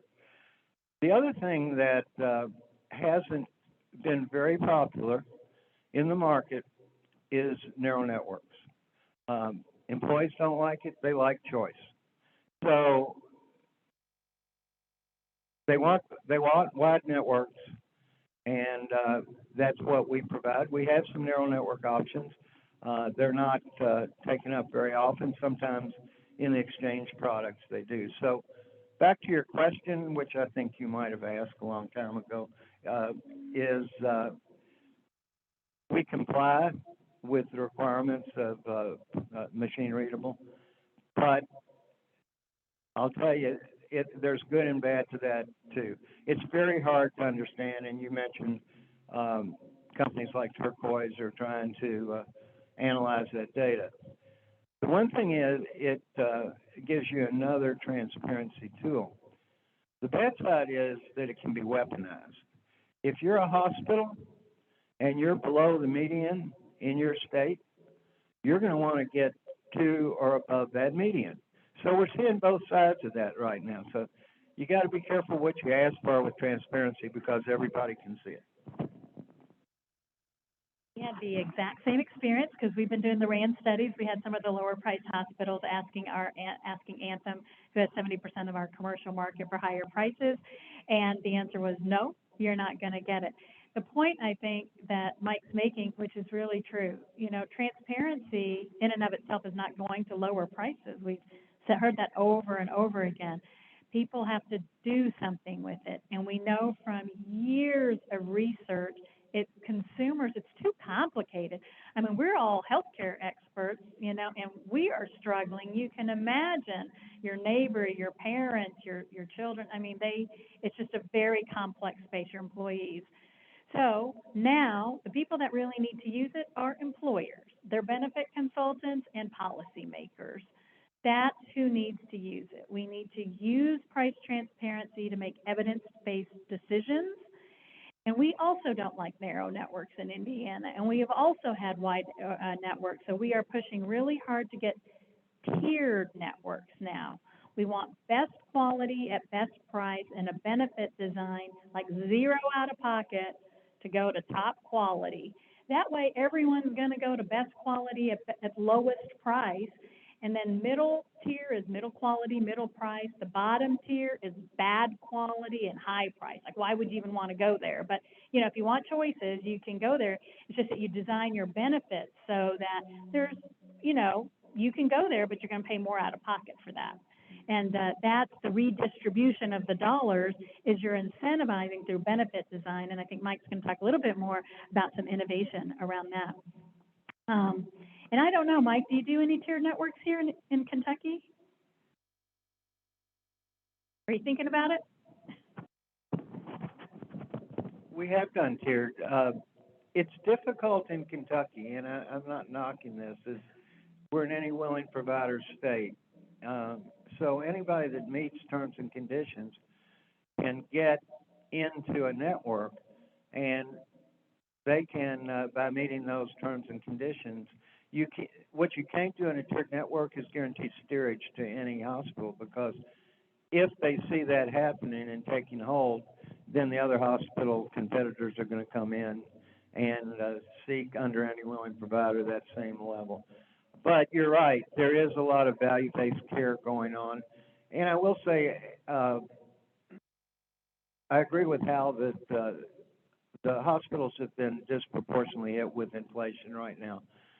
The fact that when you see, and I think you'll see it with 5.0, when you see both the relativity in Kentucky, the consistency in Kentucky, although there is some variation by region, and the trend under some very difficult times for hospitals and businesses and patients, we've worked together to make sure that that inflation trend stays reasonable, because, you know, the consumer is having a hard time under this situation too, and the employer is. So I'm really proud of what's happened the last 2 years in Kentucky, that we've been able to partner with hospitals to keep hospital costs reasonable.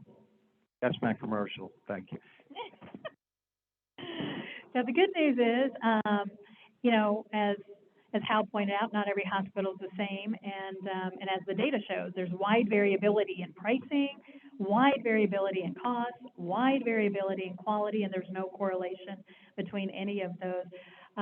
The COVID, how much each hospital got for COVID and from federal government relief, and what their current labor costs are per hospital is currently under analysis by the National Academy for State Health Policy. So you will have, the labor costs, they just posted it. So, and COVID. And RAND 4.0, they have a whole tab dedicated to COVID. So some hospitals were definitely more affected, and some, their profit margins were not impacted at all during COVID, because they had other financial relief coming in from different sources. Okay, Hal, I do have, yeah, please. No, the only comment I was going to make is, you know, I think the CARES Act and the CARES money certainly helped our hospitals in terms of offsetting labor costs. Thing that I would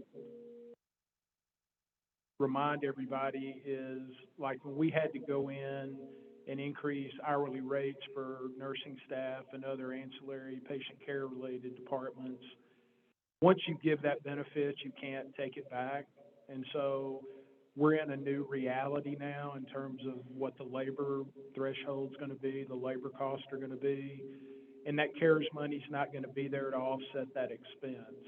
And so I think our hospitals did what needed to be done at the time to care for the patients, and they were, you know, on the front lines. They were heroes dealing with people that emergency departments were flooded with patients. Our inpatient units were full to capacity, and our senior level people did what they needed to do to keep staff available. The not problem, I don't know the right word, but the new reality for us is now that cost threshold is permanent, and the other monies that hospitals were granted through the CARES Act is not going to be there in the future. So profit margins were already pretty small within the hospital industry as a whole when you compare it to pharmaceutical companies and medical equipment companies and other people that service hospitals. But we're in a new reality right now, and I think we're all trying to figure out how is the healthcare field going to evolve, right? I mean, we've got to figure out a new way to deliver healthcare in a more efficient way. We spend a lot of time at the association talking about that very thing. So I think it's important for everybody to understand that. I do think that hospitals are really unique. You know, COVID burned out nurses. There's huge burnout with nurses. They are going to have to pay more, and I think chronically for a long time. And you're right. Physician burnout is real also. Pharmacist burnout is real. And the healthcare, I think anyone in healthcare is, you know, and certainly hospitals have the trifecta because you employ all of those folks. And so there are definitely labor challenges there that need to be addressed. And I hope, you know, as you guys continue to have conversations, you can figure out how best to support hospitals and the people and those providers, because I do see that your physician reimbursement is really low for your independents. We're fourth lowest, you're second lowest in the whole country. So there is an opportunity there to pay physicians differently, pay providers differently, whether they work in a hospital or are independent. So that's an opportunity. I'm just going to do a quick time check.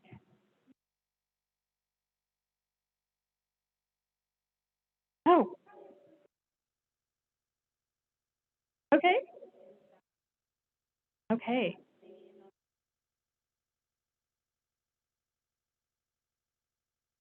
Okay, great. Well, I'll do Stacy. I have a lot of questions here. So Stacy, as an employer and purchaser of healthcare, what potential value do you see in the SAGE transparency tool? I guess that's presumptuous to say.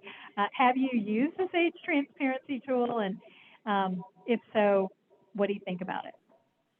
Yeah, as an employer, we've looked at the SAGE transparency tool. We do think it's valuable to have these tools available to the public to highlight the price variation that we're seeing and it allow the type of dialogue that we're all having today. You know, I agree. Another panelist mentioned that most employees don't shop for healthcare. That's true. We're also seeing that at Ford. We're trying to change their mindset through education and tools, but I think that's a work in progress. So it's great for facilitating discussion and showing the price variation. Another item too is we hear the comments about narrow networks and value-based care, and those are things that we think about and explore. A large volume of almost all of our Kentuckiana employees are represented by the UAW. So if we were to do something like that and change the healthcare, which is very rich and has very low cost sharing for employees in that area, we would have to get our UAW to agree with any changes. Tools like SAGE could help us in those conversations to justify any potential healthcare changes that we make to the benefit plan. That's terrific. I know Eli Lilly's a member of ours.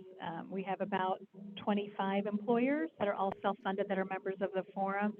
And they were doing just what you said, Stacy. They made pamphlets for their employees to explain to them why they were doing direct contracts and making people travel a little bit further than before to show that the prices and quality and how it compared to, because you know you got a population that no one wants change, and if you're making them change, they want to know why. you know. Yes. I'm going to open this last question up really to everyone. And I just want your thoughts on what healthcare stakeholders should be doing going forward to support the critical work of hospitals while still advancing value. And I want to define value as paying for high quality at a fair price. So what do you think? You know, both Jenny and Stephanie said that they want, this is just a kickoff, if you will. You're going to have continued discussions. What do you want them to be focusing on? And what do you think everyone should be doing? And we'll start with Chloe first. Or, can you all on Zoom see the panelists, or are you seeing this slide? Okay, cool. I just want to make sure that that was clear. I hope that I don't sound like I'm too down on hospitals. I hesitate to. I don't think that anyone wants to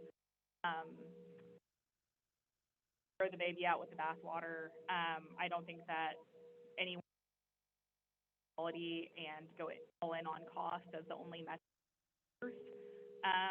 I think that when you look at transparency,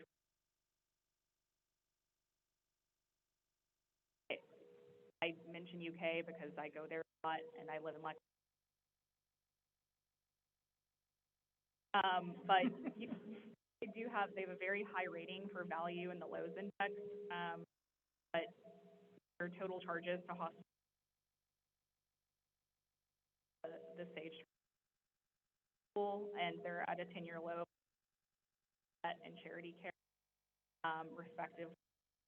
So it's a difficult situation. I think that at the core of it, value is a function of quality.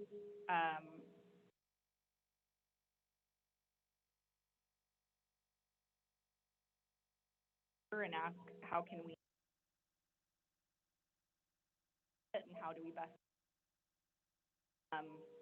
how do we make sure that we are not status as a non.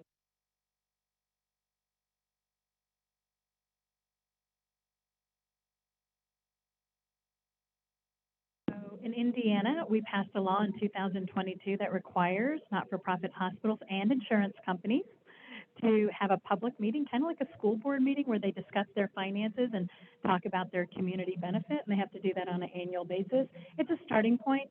You know, it's kind of, they kind of look like commercials right now, so they're not quite where we want them. I think there will be some more structure to them, but that's been helpful.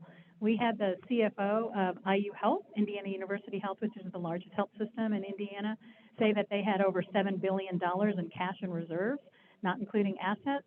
And so they agreed to, and they announced it on their meeting, their public meeting, that they were going to freeze prices for the next 5 years until the prices get to the national average. So, you know, we have really seen some of our hospitals step up. One of the other ones, which was Parkview Health, agreed to they agreed to not lower all of their prices, but lower some of their prices around outpatient labs and imaging. And so again, it's a start, and we're really happy to see that. The CFO of IU Health and the president has encouraged all the other hospital systems in our state to follow suit. And Mike, I hope you bring up anti-competitive contract language, and I want to know if that's in your contracts when this mic comes to you. Getting it yet, though. Probably never will. No, I think this is a great question to end on. I mean, at the end of the day, everybody in this room and everybody on this call is going to be lying in a hospital bed one day. I mean, it's inevitable. And so quality and cost is very important. At the end of the day, when that nurse is holding your hand telling you it's going to be okay, you're not going to care about, are you at the lowest cost provider in the state? Okay, that doesn't, I'm not minimizing it. I'm just saying at the end of the day, you're going to want your health to be treated the way you would want to be treated. I think that as an industry, we have to hold people accountable for things. And that is not just hospital leadership. That is travel nurse agencies that are charging exorbitant prices, it's supply and demand, right? I mean, they take advantage. We live in a capitalist society, and if they can charge hourly rates that the market demands and is going to pay, then so be it. That's just the way it is. Pharmaceutical companies, do they really need to have the margins that they have for the products that they deliver? Probably not. So it's a simple question with a very complex answer. And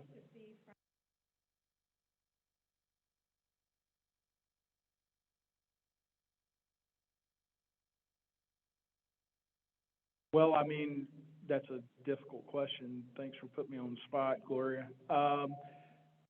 I just think all the stakeholders that are involved within the healthcare ecosystem need to do the right thing. And whether that's an insurer, whether that's a hospital operator, whether that's a travel nurse agency, whether it's a supply vendor, we all need to do the right thing because as a percentage of GDP, healthcare just grows and grows and grows and grows. There's reasons for that. Technology advancements are very expensive. Capital expenditure is not a cheap thing. It's an arms race oftentimes because if I have to compete with you as a CEO of a hospital in my primary service area, you raise your labor rates, I've got to raise mine to keep my. So it's a never-ending conundrum of trying to keep up and compete and keep my business thriving, and it's difficult. And, you know, there's pressure from insurance companies, there's pressure from Medicare and Medicaid. Medicare never keeps up with the cost of living. I mean, you know, we see labor costs growing at an unprecedented rate, and Medicare will come out with a 3% market basket increase. So it's very difficult space to be in right now, and it's only going to get more difficult. I'm sorry, I'm on my soapbox, but you know, we've all got to do our part. We've got to hold people accountable, and we've all got to do our part, and that's why I think this discussion today has been really good and very important. Thank you. To your question about anti-competitive clauses, no.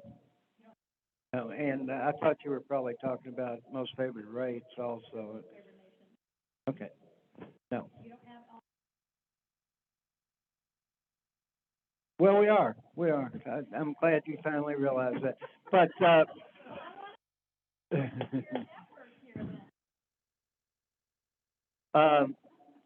the question, I think, was what can we do about it? And I think that we have always been strong supporters of the collaborative and continue to be.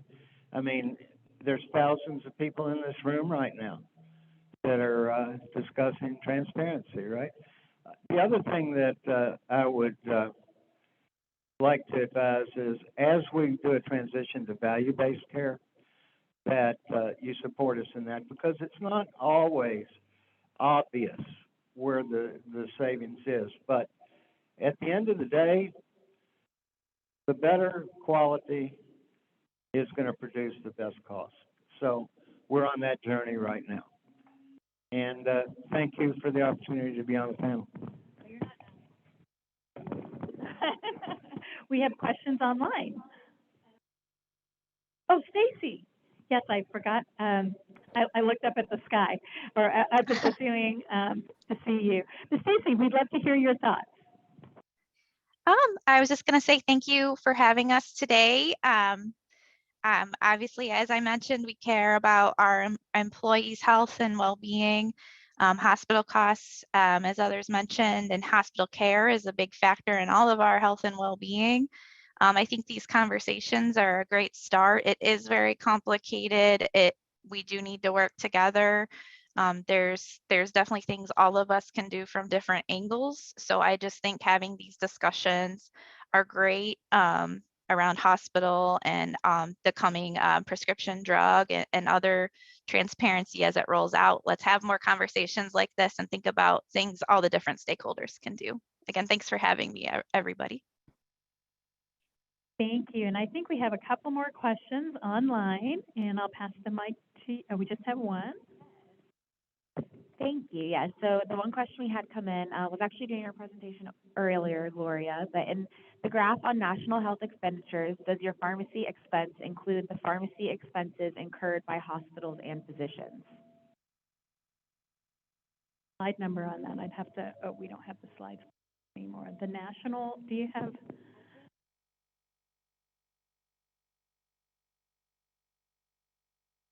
Oh, the pie chart that had the hospitals at 31% and then the pharmacy at 8% and, okay, perfect.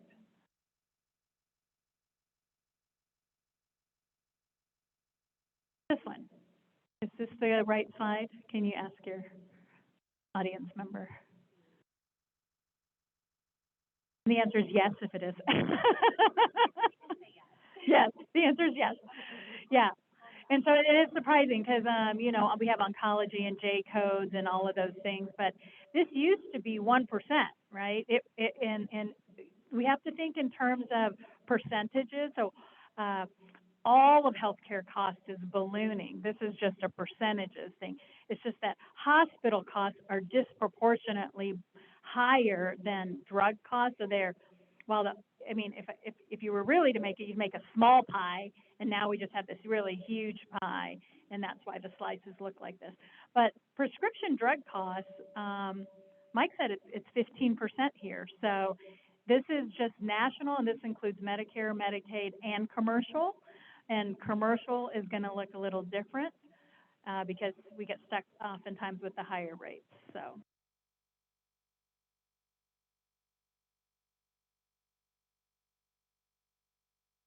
I'll bring the mic over.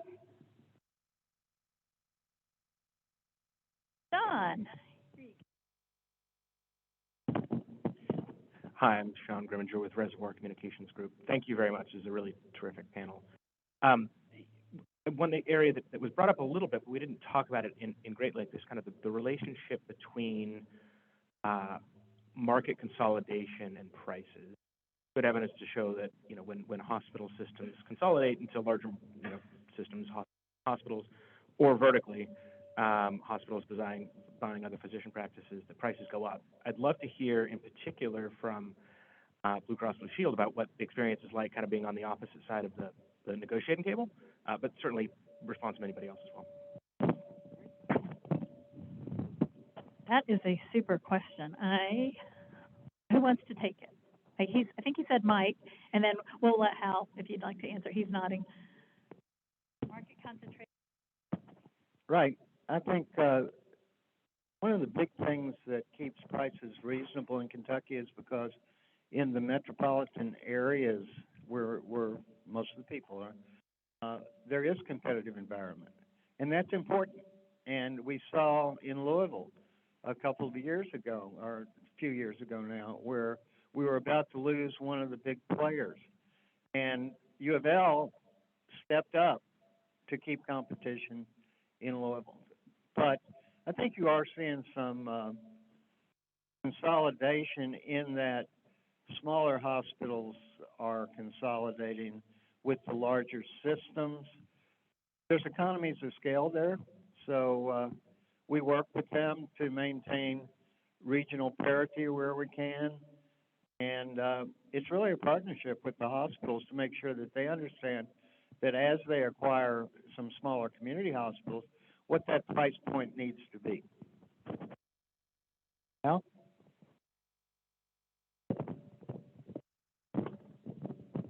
That's a great question. And I do have the benefit of working in many other states where if you look across the country, consolidation happens inevitably because everybody's trying to stay in business. Everybody's trying to increase their leverage point. So in the state of Kentucky, there's really only two commercial payers. So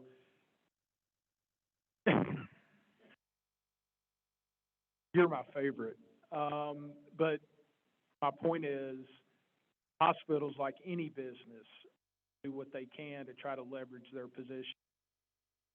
Best price at the lowest cost.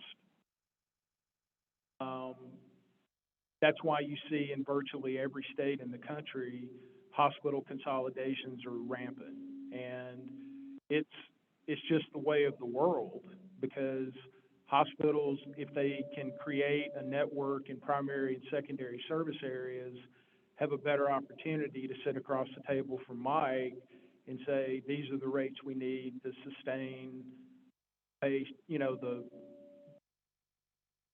patients that we treat. And so that's inevitable. It happens in every state. It's not going to stop. It helps you leverage supply costs. If you're in a GPO and you've got a wider network of hospitals, and you can negotiate a better price for supplies, pharmaceuticals, whatever. And so consolidation is going to continue to happen. We're in a CON state, so there's limitations to that to some degree, but it's something that's inevitable, and it's just part of our industry. But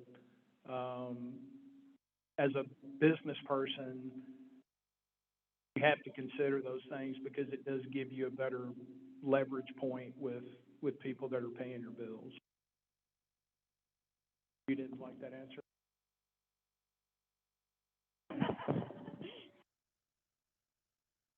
Thank you for that answer, guys. Thank you, Gloria, for moderating this panel. Thank you to all of our panelists for being here today and representing your perspective. We're going to go ahead and move ahead. We're running just a few minutes behind, not too bad, and we're going to do this high-tech timer change here. And so I'm going to introduce our last speaker, Mike Thompson, who is the President and CEO of the National Alliance of Healthcare Purchaser Coalitions, which represents approximately 45 business coalitions, purchaser-led coalitions across the country, including the Kentuckiana Health. I'm going to go ahead and share my screen so we can get started with Mike's presentation. And, we've been reporting on things like the RAND study for a very long time, since it first expanded nationally. And we've always said, we've reported the numbers, and we've said, we're not saying that this is not, we're not saying that this is, excuse me. I don't know why I'm having trouble sharing my screen. We've never, I'm trying to do many things at once here.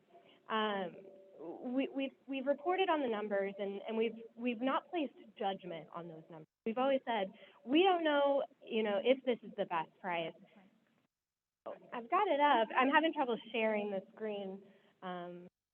Let me. But now that we have some of this cost information, the hospital cost,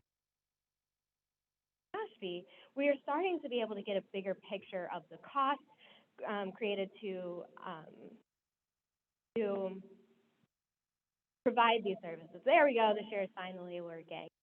And so we're starting to be able to talk more freely about that question: what is fair price? So this is just the next step in the conversation that we've been working on for many years. And so we're very excited to have Mike here talking about some of those questions. And I'm going to go ahead and send the mic over to Mike. The other mic. I'm going to see if I can get this on my lapel so I don't have to navigate it quite so badly. Can you hear me okay? All right, good. So it's really been great listening to the panel and to the prior conversation. Honestly, took some turns I didn't expect.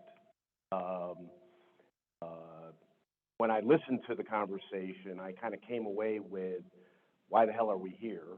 Do we have a problem? Is there an opportunity? Maybe the answer is no. But I suspect the truth is in the middle.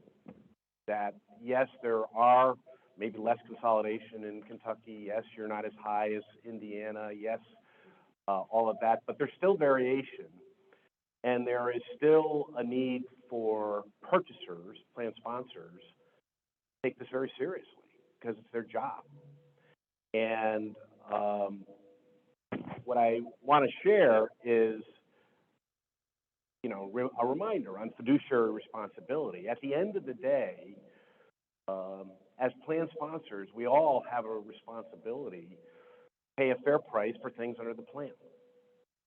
And we need to know what's being delivered, and we need to know that what we're paying is fair for that. And that's not limited to hospitals. It's true on PBMs. It's true on consultants. It's true on everything. It just happens that hospitals represent almost half of the spend when you sweep in all the drugs and being in the outpatient elements. So to say that you can exercise your fiduciary responsibility and ignore hospitals, I don't know how you can do that. I don't know how you can do that. So this data, I think, is important to have an opportunity to think about what are we doing, what are we experiencing here in Kentucky, but here all over the country too. So the good news here in Kentucky is, as the RAND study would say, it's below average. The bad news, you got variation here in Kentucky too. Most of the plan sponsors outside of the state and some of the public entities are national plan sponsors, right? So whether or not you have a problem with a hospital here in Kentucky doesn't mean you don't have a problem. You might have to be thinking more broadly about it. So who is a fiduciary? You would think that the person who runs benefits has a fiduciary responsibility. It turns out that not only do you have a fiduciary responsibility, but your boss has a fiduciary responsibility, and probably your boss's boss has fiduciary responsibility. And some of those people are sitting on boards of hospitals. And so I think we have to think broadly about how do we engage constructively and fairly. I always should start by saying there isn't a more essential service in the healthcare system than health systems, right? Nobody is looking to put health systems out of business. But I think we're expecting a fair price, and we're expecting a level of accountability to fair management of costs. Costs in the hospital sector, and I don't know about Kentucky, so I'm not gonna make a statement about Kentucky, have gone up faster than any other segment in the industry, not in the healthcare industry, in the economy. Faster, we're sitting here in University of Louisville, faster than higher education. We all know what happened to higher education. So the idea that, we're doing our part just doesn't lend a lot of credibility when the numbers don't seem to support that in general. I think the truth is in the middle. Clearly, coming out of the pandemic, nurses' salaries are going up like crazy. We need to do the math. We have to understand, well, how much is that increasing? How much did they go up? How much of your expenses are the nurses' salaries? Let's do the math. Can we justify what the prices are? What we find is when we get into the prices, oftentimes, the margin seems so high that you can even absorb that amount without the margins being still that high. And so I think we have to do the math as fiduciaries to understand what's going on. So Gloria talked earlier about NASHB, and this slide is like, if there's one slide to remember at the end of the day, what's in NASHB? The NASHB commercial break-even. So you would think the NASHB commercial break-even is what it costs to provide an admission to one of your employees or their family members, and you would be wrong. What it is that plus any shortfall under Medicare or Medicaid, plus the cost of charity care uninsured, plus Medicare disallowed costs, plus there's one offset, hospital other income. That's not an immaterial number.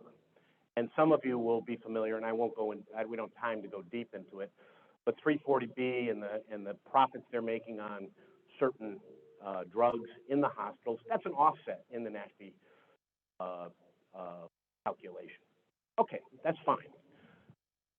The point here is that at least the way the numbers were constructed, they should be enough for the hospitals to provide the admission and stay in business. Now, that's not to say they shouldn't make money, right? But it should be enough for the hospitals to operate and stay in business. Now, the data is a little bit old, right? It's a couple of years old. So again, truth's in the middle. Let's work through the numbers.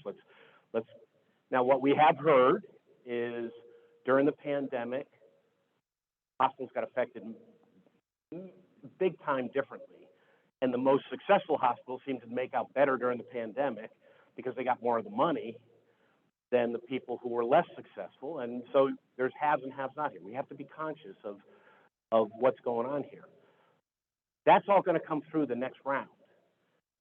But at the end of the day, when we look at the NASHB numbers, these are not the numbers to pay for professional services. These are the numbers to pay for the facility. And we're going to make comparisons of that. So you'll hear a lot around,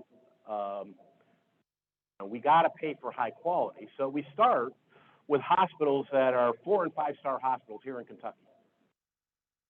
And simplify it, won't put any names on there. Right out and say transparency, right? And you can see that you've got people who are charging, health systems. I think there's a saying, health systems are people too. You've got health systems that are charging over 300% of Medicare, and you've got health systems that are 4- or 5-star that are charging under 200% of Medicare. Now you'd say, well, maybe they need it for their cost, but that very first one, their NASHB break-even is less than 150. How could they do that? Well, I think how they can do it happens to be because there isn't a market. You can charge what you choose if we allow that to occur. And I think that's what we're trying to get at here. So we came up with a methodology that builds on the SAGE transparency databases that are out there. And it really thinks about, okay, what would be a fair price? Let's give all the benefit of the doubt and figure out, okay, what would be a fair price?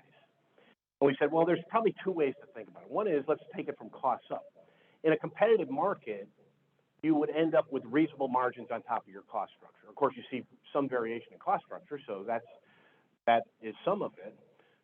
And then we said, well, let's assume that their costs, so that the national average on the NASHB break-even is 127% of Medicare.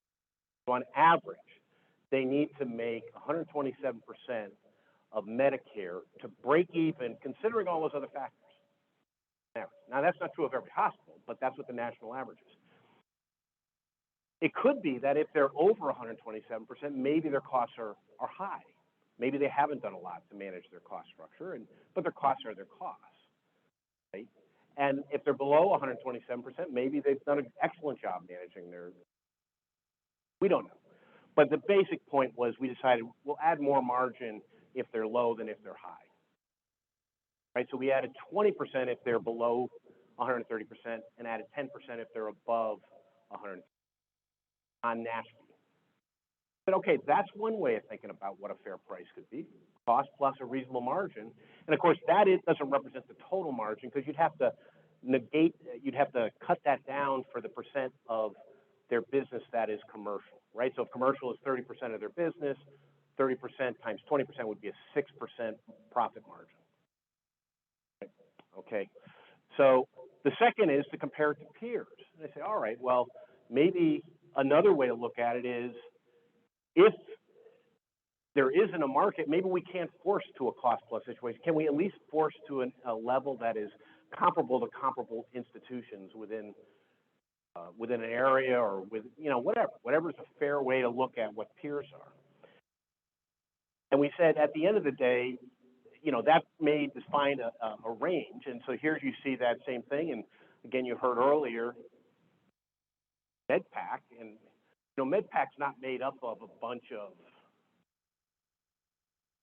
academic. It is to some degree, but it's also made up of some of the leading economists in the health economists in the country, actuaries, others, and they come out with a report every year. And every year, they have come out with a report that says a reasonably efficient hospital can run close to Medicare. Could be variation, accept the difference. Yeah, maybe Medicare is undercompensated in Kentucky. I don't know the answer there, so I'll accept there might be variation there. But the point is, it's not 300% of Medicare. It's not 200% of Medicare. Something around Medicare, right? Make it 10% above Medicare. I don't know. None of these numbers would matter in the scheme of what has been happening.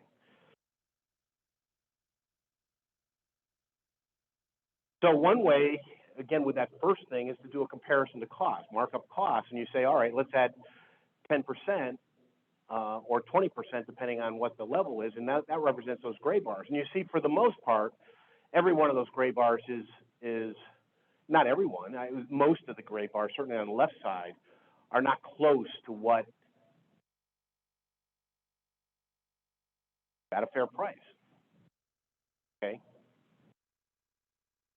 And again, you could say, well, what about the 3-star and the 2-star? Well, certainly we shouldn't pay the 3-star and the 2-star more than the 4-star, right? Certainly, that maybe they should get paid less, but they shouldn't get paid more. And so we're comparing what at least one measure, and there's other measures of quality, and it can vary by procedure and all that stuff. That's totally fair to get into the nuance. But the second thing, of course, is, you get what you pay for, not so much, because there's a lot of variation by quality, even within high quality. You just saw that chart earlier, how 4- and 5-star, you got some that are charging really high and some that seem to be charging a reasonable amount, right?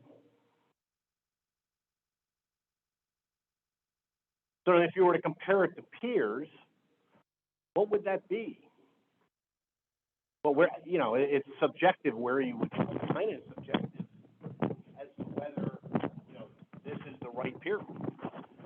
But again, do the math, use the numbers, figure it out. I can tell you that when we've looked at this nationally, almost by every market, the fair price range when you're using those two methodologies, up from cost, peer group, is probably in the 140 to 200% of Medicare. That's what we should be paying. You can argue it. Maybe there's a good excuse, but let's start with that as what we're thinking. Okay, and that's basically what's come in here. And you can see these are the 4- and 5-star hospitals. There's a number of them that are very close to there. And even the ones that are over that 200%, they could operate with a fair margin at 200%. Again, nobody's talking about the people on the right charging fair. So it varies by hospital. And we should look at it that way.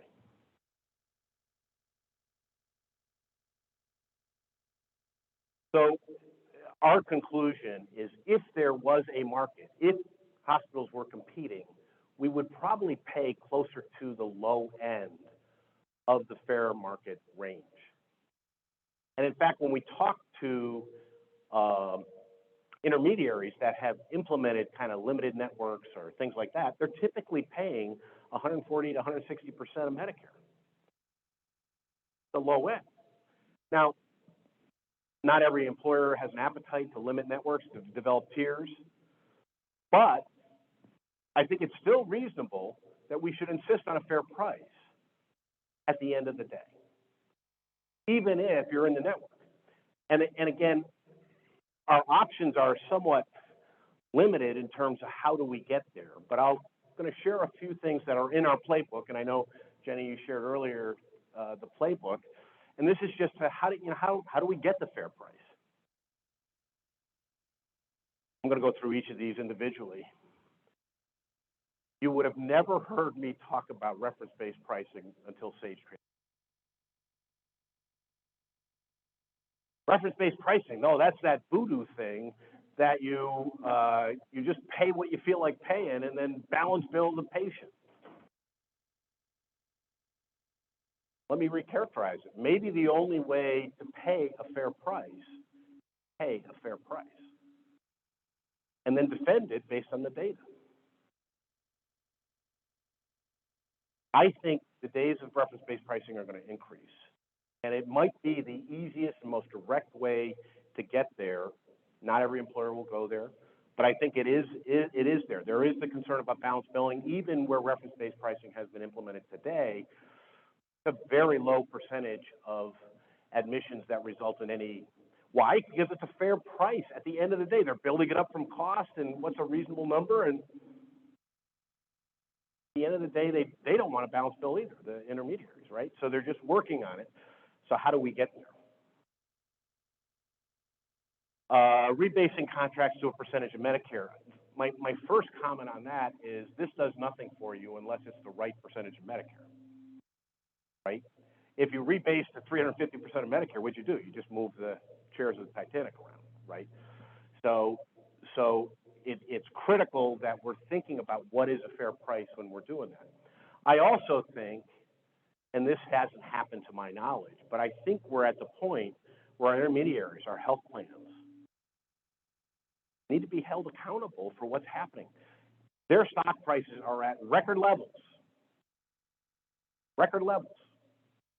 They're not hurting from any of this. They're doing fine, thank you. Well, you hold them accountable for other things. What are you holding them accountable in this area? I think we have to get imaginative in this area as well. At the end of the day, you're not going to have a market unless you create a market. If everybody's in the pool, you know, you get what you deserve, right? People are going to say the prices.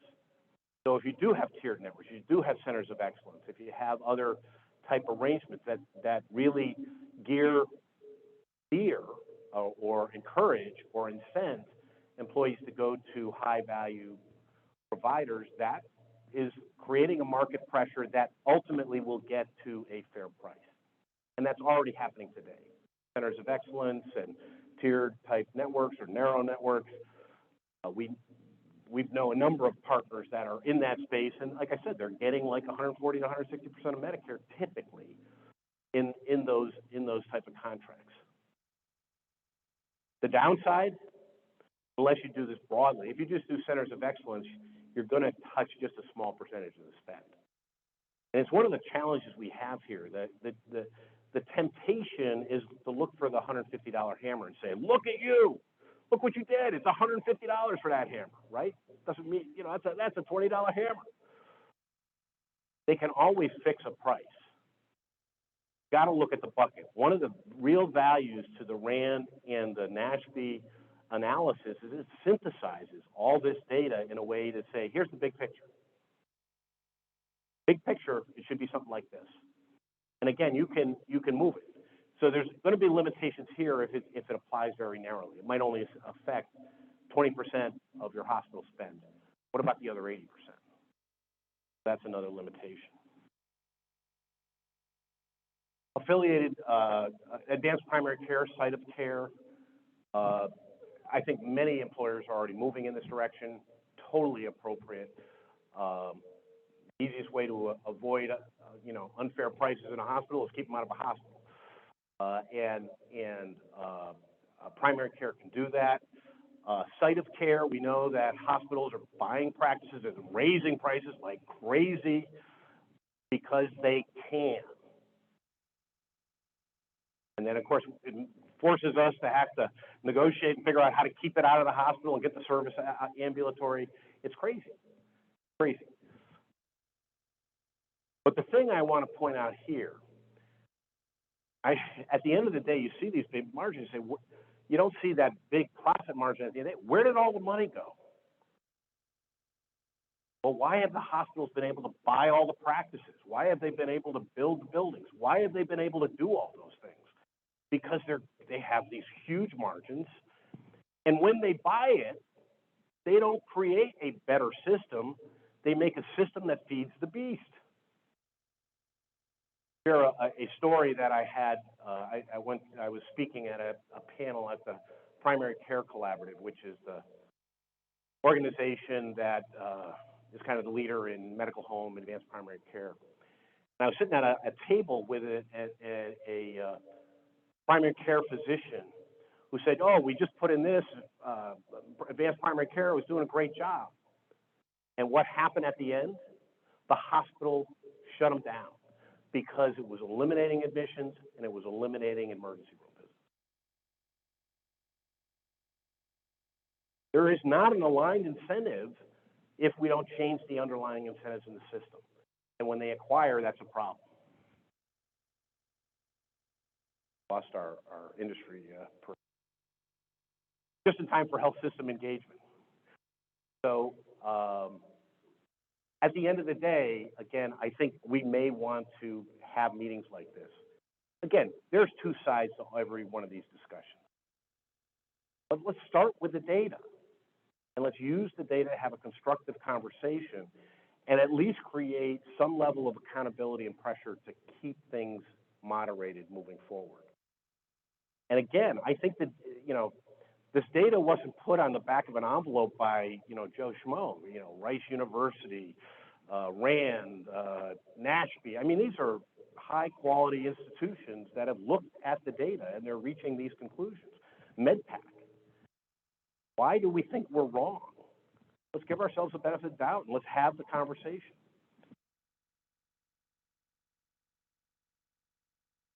And I think you've heard many times here, transparency alone won't do it.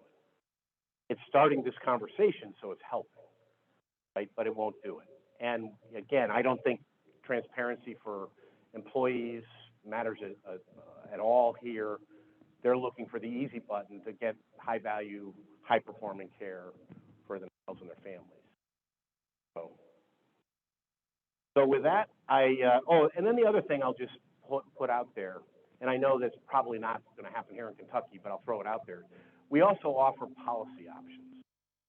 If the system gets consolidated, and it doesn't sound like that's the case here in Kentucky, if the system gets consolidated too much, you end up having essentially a monopoly or an oligopoly. That's what leads to prices that aren't fair. They just do what they want to do. Under any other part of the economy, when you have monopolies or even oligopolies, you regulate. It's a utility. It's not that it's not essential, that it's not a market. If you don't have a market, you can't act like you do. And particularly if you're finding hospitals that are not acting responsibly. And again, hopefully here in Kentucky, that's more in control than most, but I think we have to think with that. And there are activities going on across the country in these areas.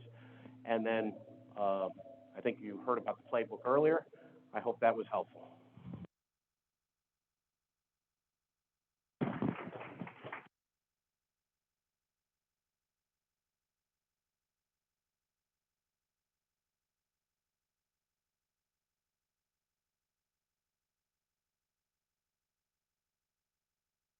Talk about shutting down a conversation, huh? Yeah.